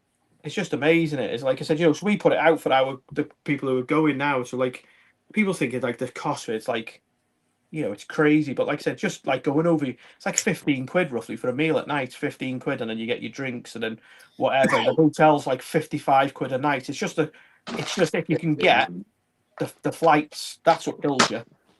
It's the flights, trying to find a good flight. But if you look around at some point, you can get them for 700 quid, 750 There's quid. a new Asian airline that flies from the UK. Is it called Norcair? Yeah, and is it China Airways? Well, they get they're cheap as well. But it's trying to be you've got to be so careful because you look at some flights. So Mark, who's got from Clearly Aquatics, he got a flight. I think, was it last year or would it be year before? I think it took him 33 hours. Man, I've been there. We went around loads of airports. It was but even on this time, so we were going to the old Japan, and I messaged him saying, "Hi mate, you okay? Blah blah blah. I'll see you." Thinking that I'm arriving this date, and he messaged me back going, "Aren't you going to the old Japan?" I was like, "Yeah mate, I'm going. I'm arriving this day. The old Japan's the next day." He's like, "No, it's but this was the week after." I said, "No mate, you need to check your tickets." He booked it for the week. Only I'd rung him. He booked it for the week after. He was travelling out. He'd have got there. Everything would have been finished. He got all the wrong dates. I'm like, oh, okay. Oh no. Yeah, it is good, but like I said, it does. You know what I mean? But really, in all fairness, you can't really go to Japan without a couple of grand in your pocket because. Yeah, but you can't not go to Japan and have something from one of the farms that you visit. Yeah, but like I said, there is fish available out there. They're not all crazy money. Do you know what I mean? There's still like fish for all. Don't get me wrong, it's the shipping that kills you, isn't it? You know, to get the fish back, but it's not like everything's not crazy. One from each farm that I go to. Yeah, I know. Yeah. But like I said, do you know what I mean? It's trying to find what you like, isn't it? Do you know what I mean? If you can go to Japan and try and find it, you can blow stupid money. Do you know what I mean? Like there's fish there for crazy amounts of money. But Oh, then yeah. there's also fish if you're looking for just, something. There's fish for everyone, isn't it? It's just for everyone's budget, for everyone's wherever you're at in the hobby, innit? If you want to spend thousands of money, you can go and get whatever you want. But if you want to spend hundreds, it's just the shipping that kills you. So you're best off having like say for instance 2 or 3 people, and they want to buy a fish and it's in the same, and then you sort of say, right, okay, these are like 40 centimeters, you can get them all in the same box. Then you split the shipping then, and it's Yeah. cost effective then, isn't it? Or you might get a customer that wants a fish, but you're not getting from the farm, and you try and explain that you need 4 in a box.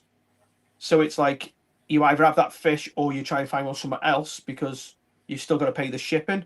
Because there's no Yeah. point in buying 4 fish from someone that I don't want, just for build a box up, if Yeah. that makes sense. But yeah, it's not.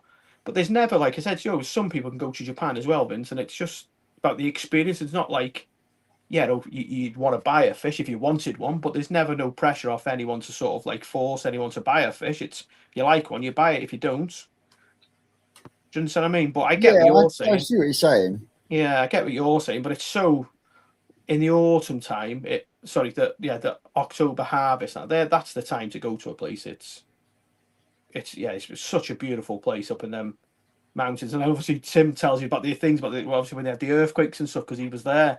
He was telling you about this and that. This road was gone. That when they were arriving, all the diggers coming up. So it's quite interesting. All the little stories. It's there was a program on earlier tonight about the big earthquake in Japan in 2011, where the nuclear plant got damaged, and the amount of damage that did to the mud ponds in the mountains. Yeah. Well, I think Tim was up there on that time, because he said, like in Shintro's house, I think it like threw someone from one side literally to the other. You're like literally, I reckon it was. But when you sort of like scale it, when you're looking at things, like, wow, okay. Yeah. They reckon that they got up in the mornings and like they used to look at a mountain. They'd have certain like views and stuff like that. And they got up in the morning, everything had changed. It was like, wow. There's a school up in the mountain that's literally not being used anymore. So everyone's gone now, and it's down on the on the flats and everything. So it is quite. When you see that kind of it, you realise how much devastation, how much frightening it would have been to be up there at that time, wouldn't it? Absolutely. And everyone just upped and left. So you just see houses just left there on the mountain, just gone. People don't live there anymore. Yeah. I mean, and it was Brits are driving around in cars chasing fish. Mind you, probably the best place to be was up high, because then they had the tsunami as well. So they reckon, again, whether I got this right, I think Tim was saying that the direct, whatever you want to call it, the earthquake was actually underneath Terrazzo's house, underneath his koi house. So it didn't really get much. It was everything around it. So I think his place, if I'm correct, is the only place that didn't really get hit, because it was directly underneath it. I think that one in 2011, I think the epicenter was actually out in the ocean. Yeah. And that's why it caused the tsunami, because the actual epicenter of the earthquake was in the ocean. Wow. And that's what causes the tsunami. But it was it's pretty horrific. I tell you, nature's a vicious bitch when she wants to be. You can't mess with it. Yeah. No, that's for sure. But the culture of the place, it's like I said, it's so like, so this was it. Yeah. So this October trip, we went up there. Tim had the GoPro, and you got the big suitcase, and we've gone up to this viewpoint now, and it's absolutely beautiful. You can stand on it, see round, and all you can see is just mud ponds, and you look down, you can actually see the big fish swimming in it. Anyway, so he goes back to the hotel, goes out for a meal. Next day comes up and goes, where's me GoPro? Not Go. Yeah, Go. No, it's not a GoPro. It's a drone. Sorry. So I don't know, mate. Where have you have it? And he's like, we've looked for it, and he put it down on the picnic table on the top of the mountain. We drove up there, and bear in mind, there was people being up there and all that, and it was still on top of the picnic table. That's amazing. No one had even touched it. It was like, wow. It blows me away that you see on a lot of people's YouTube videos going to the dealers and what have you, or the breeders, and they just open the doors and walk in, and the breeders aren't even there. They're probably up in the mud ponds or something. The trust. Yeah, the trust. I don't think there's any crime there. So, like you said, even the children, like if they come to a crossing, you can imagine this in the UK. So they come to a crossing, children walk to the crossing, they put the hand up. The first one goes across the road, and then the last one stops, put his hands up, like at the traffic, say, I'm the last one, thingies, and then they just go on again. I'm like, The cars still look good.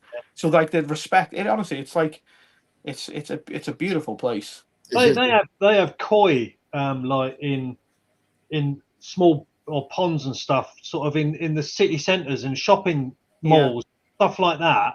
I mean, if that was in London, right, those koi wouldn't be there in the morning, would they? They'd be gone. They'd be on Polax dinner table. Yeah. I remember going out with Tim. It would have been 2000 and what would it be? 2000 was it 2022? And we went up a mountain round, and I always remember he said, "Have a look at this." So there was a guy who's got his own mud ponds, and right by the side of the road, all it was probably maybe 10 meters long, 3 meters wide. There was just massive, big square concrete pools, and he had logs just stacked along the top of it. And when you looked at it, it was just full of koi. And he just literally says he puts them in there for the winter. They'll go get covered over with the snow, and then next year just get them back out and put them in the mud ponds. I was like, how they how they do the things over there. It's like it's amazing. Honestly, it's the fish are quite hardier than what we saw. We get a slight dip in temperature around here, and everyone's fucking arse goes. But it's like I said, it's such a to go out there. You definitely need to go there, Vince. All right, mate. I will one day. Where's your mate gone anyway? Which one? Aaron. No, the other chap. George. Yeah.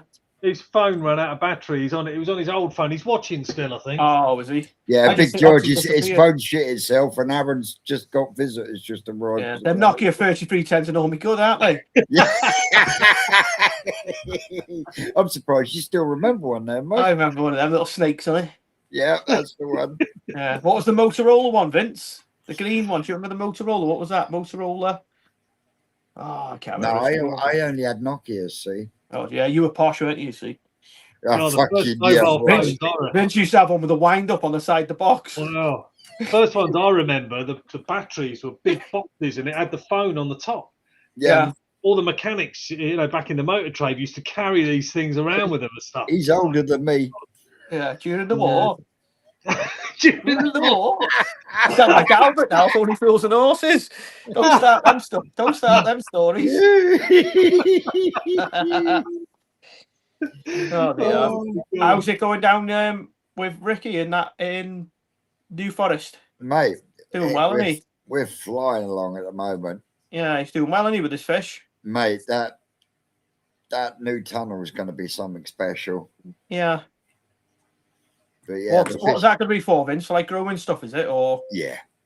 Yeah, he's doing well. Like you said, the stuff he's bred this year. So the stuff he's bred to go, is it like Gosanki and stuff now? They look good, don't they? To be fair, the Gosanki that we got last year from last year's spawnings, yeah, they're doing really well. Yeah. Has you bred them again this year, or something different again this year? We are going to be doing a couple of the same pairings again this year. He's going to do the Gazrod pairing again. So that's the Sakai Dragon Ball cross Lee Hadfield's Takano male that he's got. Yeah. They did really, really well this year. In fact, he got better Kahakus out of the Sankey spawning than he did one of his actual Kahaku spawnings. What the hell? So yeah, he's definitely going to be doing that pairing again because, like you say, he's got they do well. 2 varieties in one. Yeah, the one thing looks good. I think it was what day was it? You did a live. Was it Wednesday? Yeah. Was it an auction on Wednesday or last Wednesday? Yeah, it was on Wednesday. I've seen so he had some nice Ginrin, was it Karashikois he had? Yeah, they were nice, weren't they? The cheeky monkeys. Yeah, they're nice. That's our version of the yellow monkey. Yeah, nice. I got some of them coming, Vince. I got some of them coming from Japan, so was I. I tell you what, Rick's really knocked it out the park with those Karashikoi though. Yeah, they look good, don't they? To be fair, the Aragoki stuff that he's producing is really, really good. Yeah. Really, really good. Yeah, that seems to be quite popular, doesn't it? With like Weird and Wonderful, doesn't it? Yeah, that's where that's where my heart lies. I know Shiros and Asagis, but after that, I like the Weird and Wonderful. I got some lovely Asagis in the back pond, Vince. I haven't shared them yet. They're so nice. Honestly, they are they are stunning. I have to send you some pictures. I got some lovely Ginrin ones, and I've got one in the I want a snow one. Did I not show you the one I sold, the Snow Asagi? And if Paul's listening, he robbed me with that one. He's like Dick Turpin, he was with a mask on. He just robbed me blind and I gave him the price. It was honestly, the fish is like it's stunning. That's it. Don't want to know. Honestly, it was stunning. Like honestly, it was stunning. When you sell it, it's like should have sold that again, but he robbed me blind. I think.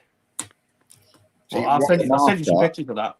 It's about 50 cm. I think that one is. It's quite nice. It's a female Charotsuri. Yeah. Yeah, it's like I said, it's sometimes like certain variety. I tell you what, like I said, when we went around this time, obviously I've got some coming from Shinoda, some Hiatsuris, but there wasn't many Hiatsuris around this time. Joe Tozo was like it's that I come across anyway. Yeah. You know, we normally, like I said, if you get some from Marseille or something like that, but there's nothing none there. So it's a bit. So I think like certain breeders maybe like do a certain variety this year, and they miss it and go into something else next year, and so what you had last year, you think you're going to get this year, and you make these big plans, and you go there, and it's like, you're not getting that. Or some Yanks coming before you and bought it. Well, we're pretty lucky though, because with Brian, and obviously now if he goes somewhere, pretty lucky that you can just say, I'll go a few boxes of that, and they're normally pretty good to be fair. But I know, it just buys like everything. But yeah, they're good lads though, to be fair. That Brian and that. But like I said, we had where was it? Was it Aoki? Yeah, Oki Yellow Dragon. So I think we got them coming in as well with a bit of a mix. So we got some of them coming, and I can't wait for the Tozai's coming. It's the best time of it. Yeah, the Tozai's the best time. Tozai growing the small ones. Yeah, that is. Yeah, that's why I love that side of it. I love growing them. I did it. So it was again. So we had. This time I've sort of like done the website and got it all done. So we've only done one pond, but we've got loads to do. And me just feeding the ponds up. I put a couple of fish on the website, put them on there, forgot about them. Been growing and growing these fish. And I said, Sankey souls. What's Sankey? She said, Sankey. And I looked at the picture, I was like, I'm gonna laugh, aren't you? It was dirt cheap. And I looked at it proper, like I looked, it was like 31 cents. I said, that's 55 now. It was 55 cents. I was like, I had to sell it. I literally had to sell it because obviously the customer bought it, and then obviously, because obviously me getting carried away, growing them, wasn't I? And then all of a sudden I forgot about it, and then I ended up having to sell it. But I think it's sort of like that's what I was saying before. If you've got like a growing pond, put the other ones out the way, and then some fish come for sale. You might have something that's like a slow burning fish that's going to come good, but some people don't like buying them where they're not. I wouldn't say pretty, but ready now, if that makes sense. Yeah. Some people don't really like, so it's sort of like you hold them back. So that's if I do that growing side of it, you can have these fish are ready now and stuff like that, and then you grow them out, don't you? But that's my plan. But like I said, my priority is like I said, get this event done at my house. I want to be in the house this year. I've got to be in this year. Got to be. You're living in part of the house though, right? No, we're in a static, aren't we? So are you? Are you still in the caravan? You're still in there? Still, okay. So we've literally. So the house is pretty much, I'd say. So where the house? Did you remember the house where the lane was? Yeah. So I got the house, and then alongside the house we had like stables. It was like 5 stables going on. But I flattened them now. They've gone, right. And then behind that there's another, like a block building, like a 2-story house behind that. So what I want to do is I wanted to put so I'm going to have the house extension tied to the house that goes along that ties into the door building. That'll be a garage, but I'm biting off more than I can chew this year, as in I've got so much to do. So what I've said is this year, let's finish the actual main house. We've got an office where Sarah's office is going to be. We'll convert that into a kitchen. Yeah. And we've still can have a dining room, living room, everything that we need anyway. Let's just get in it. And then I can have 6 months off doing that. And then next year we can get that. And then I think I'll probably just get someone in just to come and do it.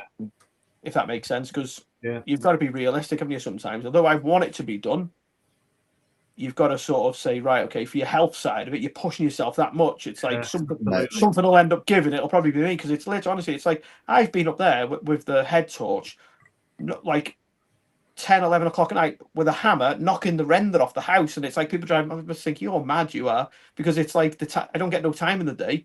But now it looks amazing. So when would you have seen it, Steve? I bet the roof or anything wasn't on it, was it? Well, it was probably ripped down to halfway down, wasn't it? Probably. Yeah, I think it was. Yeah. So I've got, like I said, all the roofs on it now. It's all slated. I've got all the windows in it. All the lead work's been done.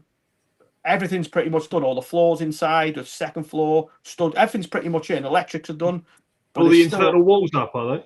Yeah, so inside I've done them. This is the house that was built around the fireplace. Yeah, the other fireplace. Yeah. That fireplace is so nice. It's like, it's like a little castle fireplace, isn't it? You've seen it, Vince. Did I show you've seen it as well, didn't you, Steve, or not? Who did I showed that you? Did I? No, I haven't seen any of the details. I did. The fireplace is amazing. But you've had it on one of your videos before, haven't you? Possibly.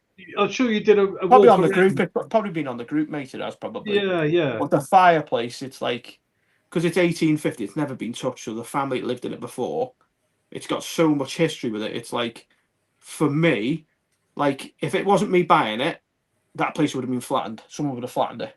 Yeah. They would have. They'd have flattened it because it's an old house. So, but for me, getting it back to where it is was like quite personal, because obviously the old man lived there. He died there. We had pictures from the kids from the war that had been sent there. Everything. So for me, that house had to stay. But the work we had to put into it, because you start taking the building down, it's never been touched. Before you know it, it's what's left, if that makes sense. So we pretty much rebuilt it all now, and it looks amazing. But because there's no insulation in the actual house, one wall's, I think it's 1,100 thick. I think the one wall, so it's 1.1 meters thick. So what I've done is I've made like a stud work that goes right around the internal walls with a 50 mil gap all the way around, and then that's with 100 mil insulation, and then so it's basically a box of insulation and insulated plasterboard. So it'll be amazing once it's done. But yeah, that's good. That's 100 mil. Yeah, but like I said, when you see it this time, when the event comes, I'm hoping I might be waving out the window. Well, I doubt it. I doubt it. Like, I'll probably still be in the caravan. I will. But I was going to say, if you're waving from that window, I'm Bagsy in the van. That's the plan.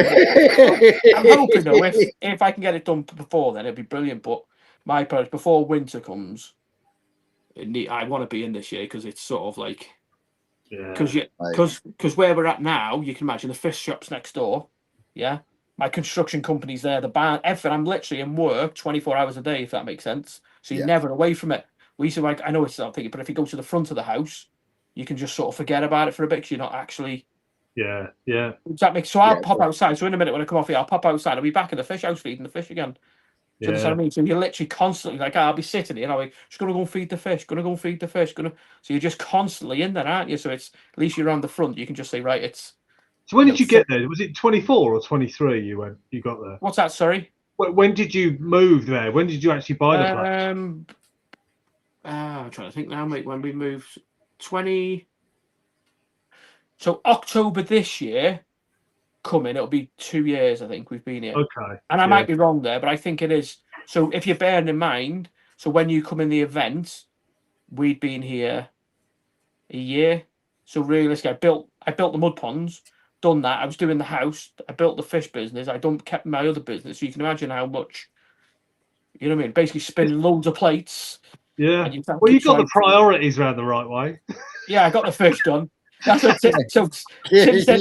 Tim said to me. He said, how your missus puts up with you build it. I said, well, the thing is, what you got to think about is the fish can bring a small income in for me.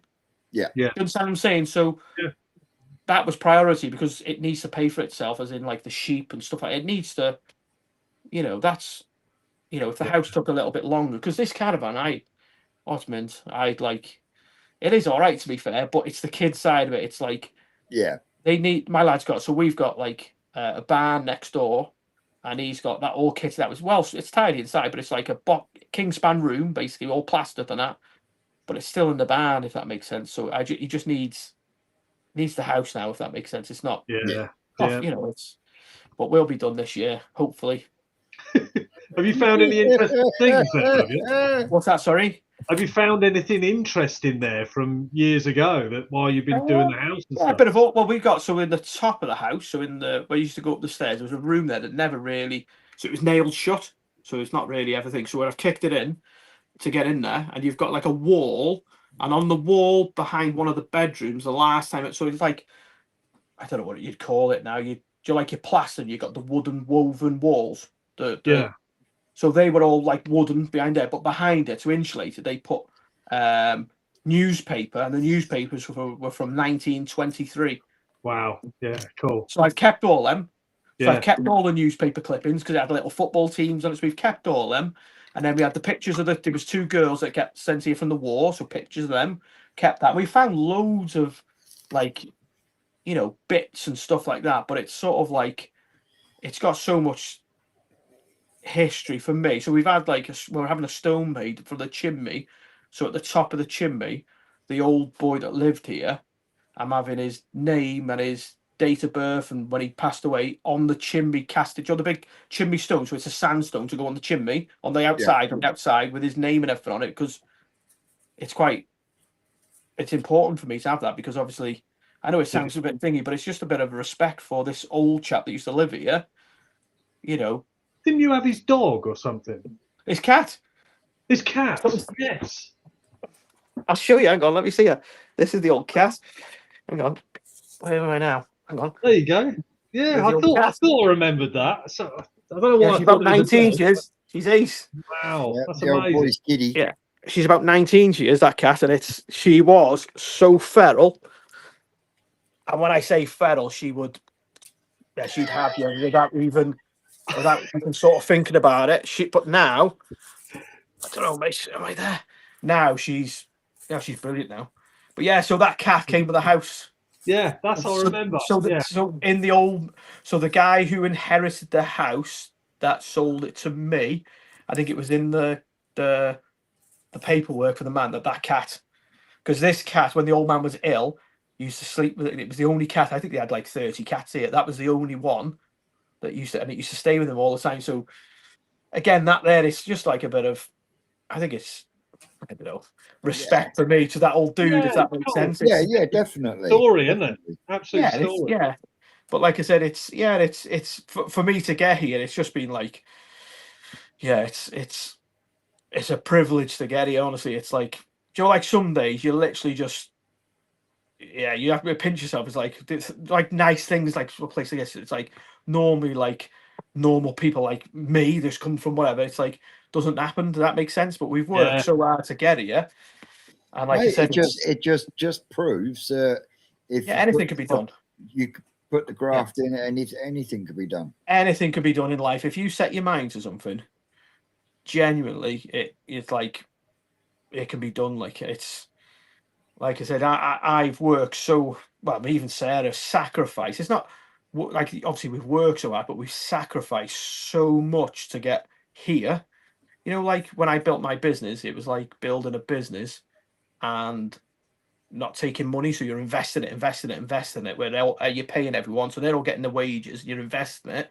So all that sacrifice for 7, 8, 9 years to get to this moment, that was the dream. But when you sort of get there, it's like, wow, okay, we're here now, and it's sort of like it gets even harder now. We've got to make it work now. But it'll be good.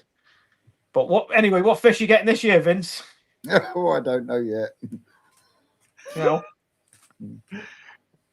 You're washing. You got the Tancho Goshki as well, didn't you, Steve? That was you, wasn't it? Yeah, I think I've got 4 fish up with you at the minute. You got the Hiatsuri, the Tancho Goshki.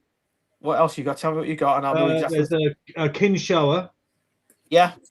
And obviously the mud pond. Oh, yeah, the mud pond. Yeah, so the Kinshower, that's actually still in the back on heat there. Right. That one there is the Kinshower. I think there's 4 of them. Was there 4 I bought, or was it 5 in that bowl? There was a couple of them, wasn't there? The Kinshowers. There was, yeah. So that's it. Like I said, as soon as it's all in the. So like we've got all the groups with all the fish now, but Sarah will say such and such. I was like, I know the fish, and you just know, don't you? How do you know that? It's like you just know. Well, it's weird, isn't it? Because obviously they'll be changing as well. So yeah, you just sort of know because you're in there all the time. You just know, don't you? But yeah, like I said, them here at Surrey's, honestly, you'll be really surprised how vibrant they are. Yeah, they're so deep that yeah. Oh, his signal's gone, Vince. That's it. His internet's gone. His battery's run out. Sarah's cut him off. Said that's it. Good. Quick, stick some more money in the meter. Oh, it was a brilliant event, and I cannot wait. I can wait because I don't want the summer to go so quick. So I can wait, but there is. I suppose there is that. Yeah. But I think it'll be fantastic as long as they don't do it the last weekend of August, because I can't do the last weekend of August. So hopefully it'll be the weekend before. There he is. He can tell us. Did your battery run out? Did it? No, it started ringing me. They did, and then it wouldn't. Yeah, just couldn't hear anyone. It just went off, so I just knocked it off and then started again. Yeah, we're just saying we hope the event this year isn't the last week in August, because I can't do that one. Oh yeah, we'll do the last week in August. We will, Vince. Yeah, cheers, mate. Yeah. Why'd you? No, I'm just trying to think which one it is. We'll work around everyone. We'll just try and get it where there's no show on. So it's So it just keeps. Don't worry. He'll be there because he'll have blown that fucking engine up by then. But yeah, you're right. The car will probably be done by then. Yeah, that's sort of the plan. We'll just sort of try and work it out. Like I said, we just got to finalise. I need to speak to Shintro, and then whenever's obviously best for him. But like, we want to try and keep him in as long as we can, don't we? But then obviously we want the good weather still, don't we? So yeah. We can cross that bridge when we come to it, can't we? But someone put a question up, Daryl, asking, are you doing any mini event sort of mid-March time when people are coming to collect their Japan koi? Yeah, like I said, we're going to do like so when we have the toes out in there already, so we've got people coming. Well, we've had them quite a bit, so people with heated ponds coming anyway. But yeah, we might just do like a get together where we did a couple last year, didn't we? Did like I think at the start. Well, at the end of the season, we did one for Mines charity, didn't we? We got together. I think we raised £600, wasn't it, for the charity? But yeah, we'll do something. But like I said, yeah, maybe get a few people together, and then.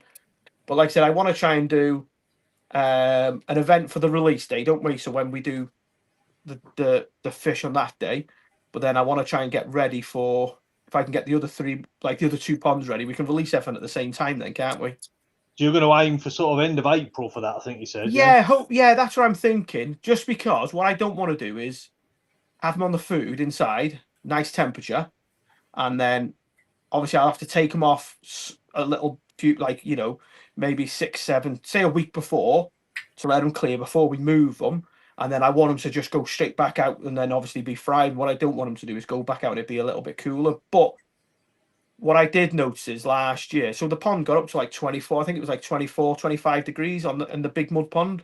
I didn't check the top mud pond because obviously it's just like it's proper covered, isn't it, that one? I've just sort of, but even when it was cooler, because it was Vince probably seen it down at New Forest, the fish feed completely different, don't they, Vince? Yeah. On the outdoor ponds, they're always active, aren't they? Because they're constantly eating, aren't they? Because they're munching off the bottom. So last year, I remember it was, what's the guy's name?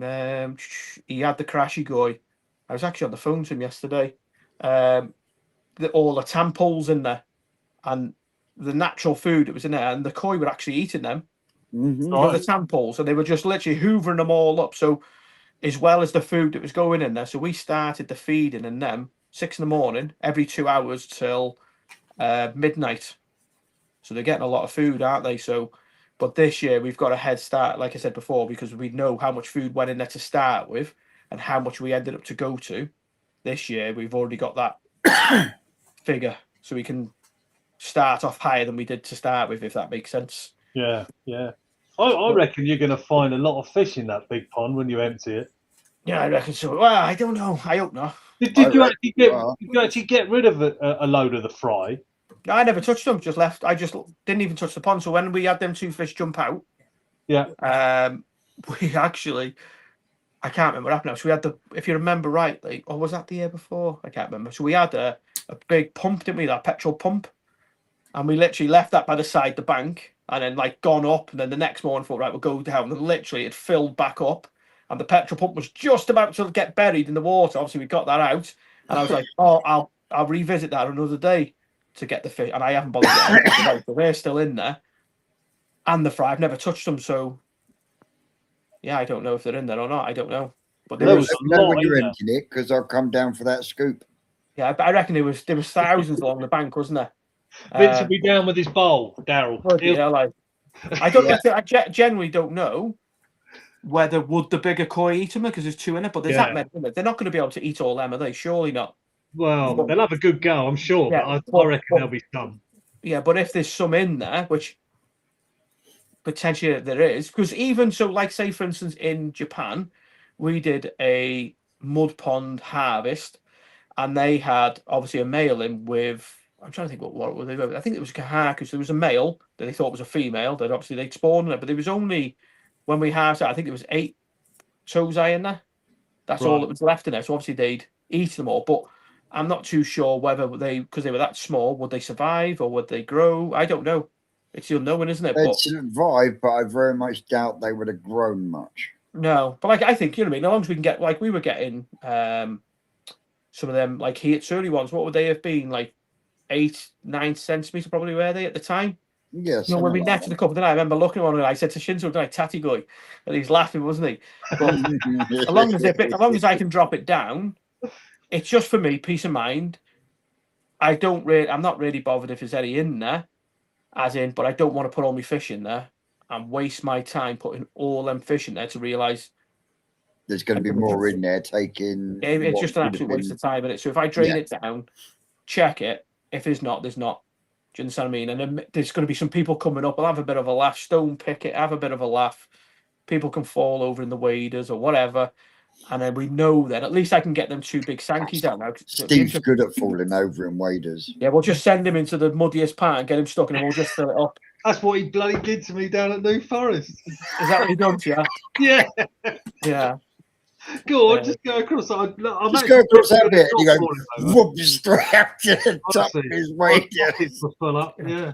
Like I said, it's if I can get the big fish out of there, because there is 2 in there, I think there's Sankey and a shoulder in there. If I can get them out, then that's great. And then we can just check that pond, there's nothing in there, and we can just leave it, fill back up, leave it, and then fish are ready to go out then, aren't they? But I just need to figure a way out of getting a polytunnel cover. I'm going to put a polytunnel cover over it, even if it's like flat on an angle for the summer, because I'm interested to see how it would work. I reckon it'll work really well. Yeah, I do too. It's just like I said, I'd like then to put because I've got that big paddle aerator, haven't I? You're the big one. Yeah. I don't know if you've seen that. I put that inside the polytunnel, then the polytunnel material inside there. I could have that on a timer because I want to get I was speaking to a guy last year. I didn't quite get it done, and you can actually buy a air meter that you put in the water, and then when it gets set to a point, it automatically turns on. So that's something I might buy this year to keep that. I don't know, because there's water running in and out as well. I don't think it'll be fine anyway, would it? But you just got to think about what ifs and all that. You just got to try your best to get it. You know, because if it's successful, which it was last year, wasn't it? It was a mega, wasn't it? Everything turned out well last year. So if we could do it the same this year and try something different, and if it works, you imagine if I could have scaffolding polytunnels built over the indoor ponds. Wow, the results you'd get, it would be fantastic. But it would be like an outlay, but it'd be quite unique, wouldn't it? Oh yeah, definitely. But one question. Yeah, it wasn't me. Are we still on for a shipment next weekend? Oh, what? You said about shipment going up for a video. When's shipment? Oh yeah. I'm just waiting until I find out Monday. Sorry, you lost me then, Vince. Yeah, we've got Shinto's going to ring me Monday. Well, that's what I said, Vince, as well, wasn't it? Yeah. What are you talking about? Yeah. When he said, it was a quick question, it wasn't me, Vince. I wasn't there.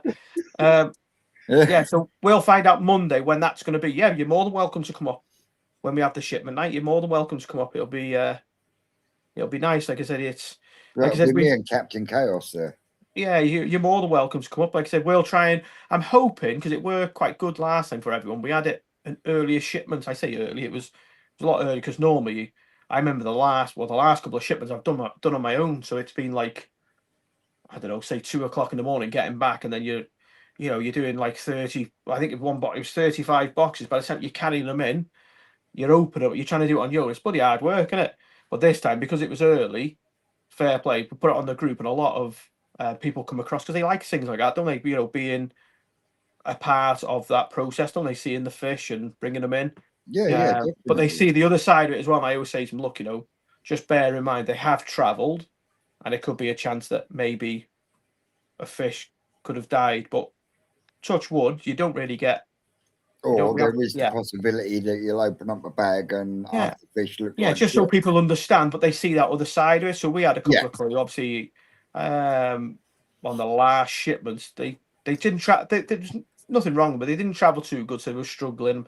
But people sort of see that process of how they look now. You put them in the pond, and they come back a week later, like, wow, I can't believe the difference in how the fish look. How stressed they were, obviously, from the traveling and how they look. So it shows people how much work. It's not just opening a bag, chucking them in, and then they come. There's a lot, there's. You can see that on the shipment that Crafty had this week. There's a lot of traveled well, some didn't. And there's a lot of work that that people, the dealers, put in. Like just photographing.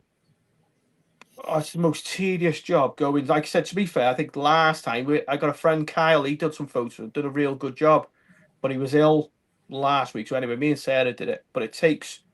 There is no harder job than trying to photograph and video koi. Yeah, it's hard, isn't it? But I think I'm gonna get. I don't know what you guys do at the New Forest, Vince, but what I'm gonna do is on Amazon, you can buy a polytunnel, a pop-up gazebo, 40 quid, a white one. Put it up with the sides on, brilliant, no reflective. That's what I'm gonna do. Mm-hmm. But I think anyway, I'm gonna try it anyway. But last week, I think we made do with I got some Kingspan. Yeah, shelter over it. I had to try because it was. We did an hour and a half. I think we did 10 fish, and it was like, oh my god! I haven't got the patience for stuff like that myself personally, but it's a job, isn't it, that people don't see when it's like you couldn't send us a picture of that fish. Like, yeah, no worries. And you get a fish out, and it's not just a matter of just clicking a picture. It's a bigger process than what you're thinking of. When you've got. So there's not many. I say there's not many fish probably in the back. Probably got like maybe 200, maybe Nisai, maybe in the back. But you're trying to get pictures of them all. It takes a lot of time, doesn't it? Someone's asking when you're planning to do the pond empty. Which one? Sorry, the main pond. Yeah, that was the one I put it on the group, so that'll be. So when's Mother's Day? Mother's Day's not this weekend. The weekend after. We're going to do it on the Saturday because obviously the Sunday's Mother's Day, isn't it? Is that right? Is that the 14th of March? Yeah, so I think it's in 2 weeks' time. Because I looked at it, and I think the Sunday's the Mother's Day. I said we'll do it on the Saturday. So what I'll probably do is I'll drain it down through that week then, and then get it right. I want to literally drain it right down so there's nothing left in there really. Yeah. And then go through the pond. If there's any big stones, then we can chuck them over the bank, and then I think it'd just be a good day for everyone to get together, wouldn't it? Just get together, have a bit of a laugh, and yeah, just. What'd you do with the inlets that come straight off the field? You just bung them up, do you? Well, the one that comes down on the third field over, I've got a standpipe on that, so I can turn that off with a standpipe. So what I've got is a pipe that goes in it. I've got a pipe on it now, so when it runs fast, it comes over they've got like a 18-inch pipe, and it doesn't take it, so it comes up and over.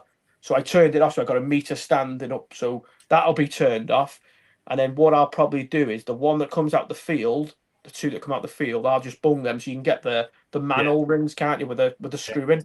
We'll just put them and close it off, and then hopefully it's not raining because, like I said, it fills up. It fills up so fast.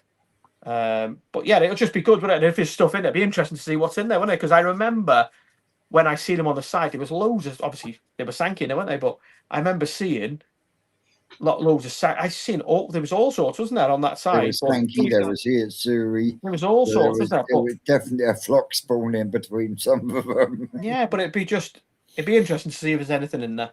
Yeah, a few old barbecue pits. Yeah, but I'm going on. There's nothing in there. Couple of trolleys. Yeah. Oh yeah, couple of trolleys. I think that I'm hoping that there's nothing in there because, like I said, it's what you do with them all, isn't it? But I'm hoping there's nothing in there. But I need the big ones out. But it's peace of mind then, isn't it? Through the summer, then I know that there's nothing in there. Yeah. Definitely. And if there is any, come the end of the summer, they've done it again. Yeah. Yeah, I don't think, like I said, so the other, I said, me personally, I think that they've, vanished. I don't know, but I'm hoping that there's none in there because I can't, I don't really want to be going, it's what you do with them in it, Vince. Do you know what I mean? It's sort of, so that's what I'm hoping, but it's just peace of mind. I want to empty it all. So for me, I know I've done my best from the start for everyone's fish going in there. Yeah. It's a nice fresh pond. We've gone through there, checked that there's no big rocks there or whatever the situation is, and then let it fill up. And then it's ready then, isn't it? It's ready to go. Yeah, but I might do the top pond as well. We may as well do that one as well. Because there was little fry in that one, if you remember. You might as well do both at the same time. Yeah, we'll drop that one because I remember there was some small in there. It was a little tancher one, and I remember I scooped it out and looking at it. I obviously put it back in. But like I said, on that day when we drained that one, we just opened that full board and we pulled the 4-inch pipe out and it went. So, but it'd be interesting. Like I said, same again. Just let's, maybe we could, if we got some out, as we were just saying about an auction there, if we got them out, we could just sell whatever they are, what they are, and then just send the money to like a mine charity or something if it is something. Yeah, definitely. But like I said, I don't really want to go down the route of having Japanese koi and then them koi. It's just not what I'm about, sort of thing. So, but maybe what I'd like to do though in the future, not like now, but I'd love to maybe try something like that. Just maybe do 1 or 2, just to see what it's like, Vince. Do you know, like a sporting? So, say for instance, in there I've got, I don't know, 2 a female, whatever. It'd be quite interesting to do, but at the moment in time, I don't want to be having fry from down there, which will be like, and then having my own stuff. So it's sort of, that's just not what I want to be. But if we have some left, we could just sell them all off, whatever they go for. We could just send it to a charity, couldn't we? Yeah. That might not be a bad idea. Yeah, that'd be cool. But like I said, I just hope there's none in there. If it is, Vince, you're going to have a ramp pond, aren't you? Yep. A pond full of all sorts of fish. Nice. But it's definitely, like I said, it's definitely 2 big fish, and it'd be interesting to see because we've left them in longer. Yeah. What's the difference? Do you understand what I mean? So we've got the fish indoors now. What difference did it make leaving them out for that extra 8 weeks? Obviously, they've been in there longer now, haven't they? And these have been on the food, but it'd be quite interesting to see. Definitely. Yeah. Do you know what I mean? It's, I have seen them in there, like swimming around and that, but like I said, it's get them out and then we can have a look. They're the 2 that jumped the net, were they? Yeah, they was jumped the net, didn't they? So we pulled it again.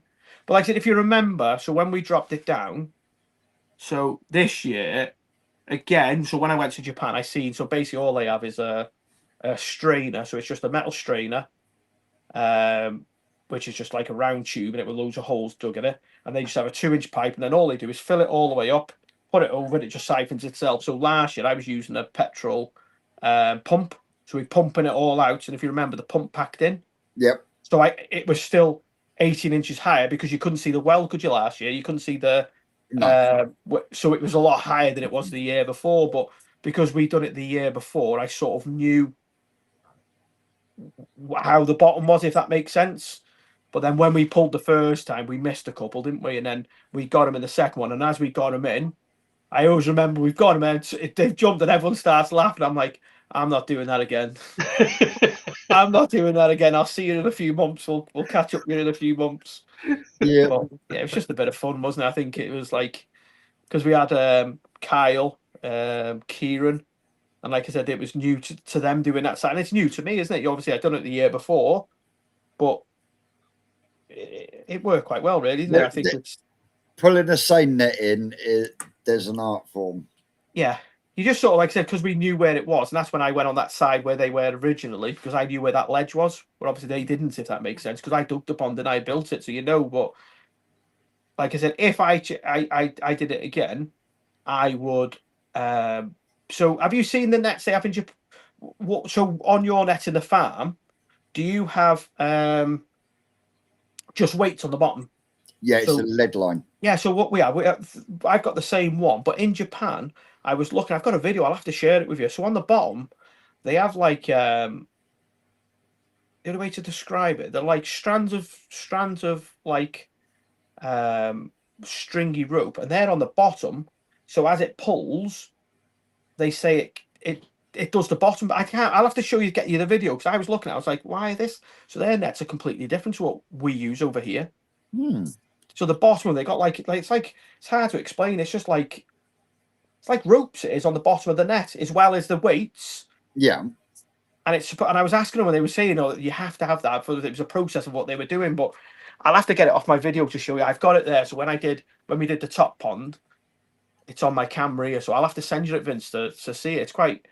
Yeah. I was a bit like, that's different to mine, but obviously they're the pros at it, aren't they? But like I said, again, doing it again, I probably have a different net, but I bought that one, and obviously they cost a fortune, not only for what they are. So I literally, I make do with what I've got at the moment, because obviously money doesn't go nowhere, does it? No, not nowadays. No. Well, Daryl, we've been rattling along for 2 hours now. You've been moidering me, haven't you? hey, I'm only joking. I've been looking forward to this weekend, and I've loved every minute of it. So, we'll if you happen, get across to Daryl's channel. Yeah, well, I've only got 4 away from 400. 396, I am. We got to get him up to 500 at least, guys. And then what I'll do is, if we can get more subscribers, I'm going to do a video. I might do one tomorrow. So if we can get a few more subscribers, I've got a. I'll tell you what it is. Wait there, where is it? I'll show you now. Yeah.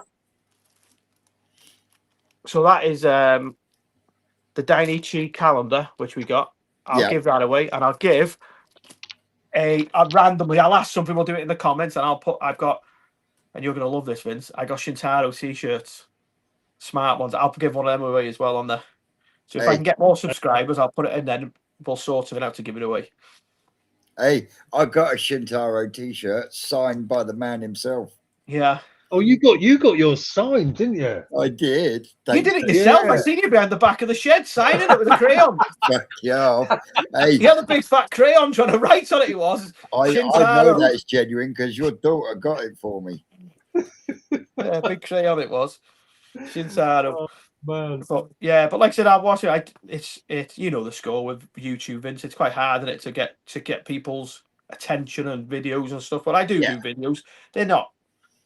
I do them myself, and you try. I'm like I said, I'm no computer-minded person. I'm a bit rubbish, to be honest with you. But my missus helps me, and you just try getting content of what we are and being real about. We are what we are, aren't we? But yeah, if I can get more subscribers, it'd be brilliant, Monday. Yeah, well, you got my support, you got Steve's support, and you got quite a few others support, Scrag and everyone else. Yeah, how is Scrag? I haven't seen him anyway. Yeah, he's doing all right. Last time I spoke to him, he's been put through the ringer. Yeah.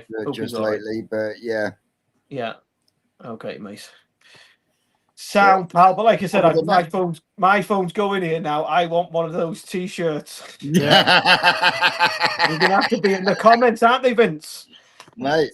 You're gonna have to be in the comments, and I'll try and do a video tomorrow. I will, of what we've bought in Japan on some of the toes, and I'll put it in there. We might ask something, and we'll give it in the giveaway. So if anyone you can go across as well. They might get still in the pack. They're quite smart. They are. I think it's the one where it's white and it's got the Shintaro like logo going down there, and then it's got the like fish thing on the back of it. Yeah, quite smart. Yeah, but I'll give that one of them away. There you go, ladies and gentlemen. I would like to say a massive thank you to Daryl for joining us this evening.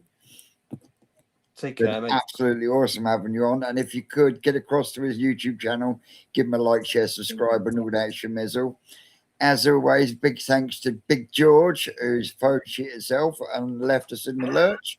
Aaron, who is now watching the rugby. my man Steve-O, the Koi Bodyguard. As always, if you could, on your way out, ladies and gentlemen, guys, if you could like, share, subscribe, and all that schmizzle. I've been Twisted Koi. You let out there. You know you're great. And we'll see you tomorrow with a video from me. Night, guys.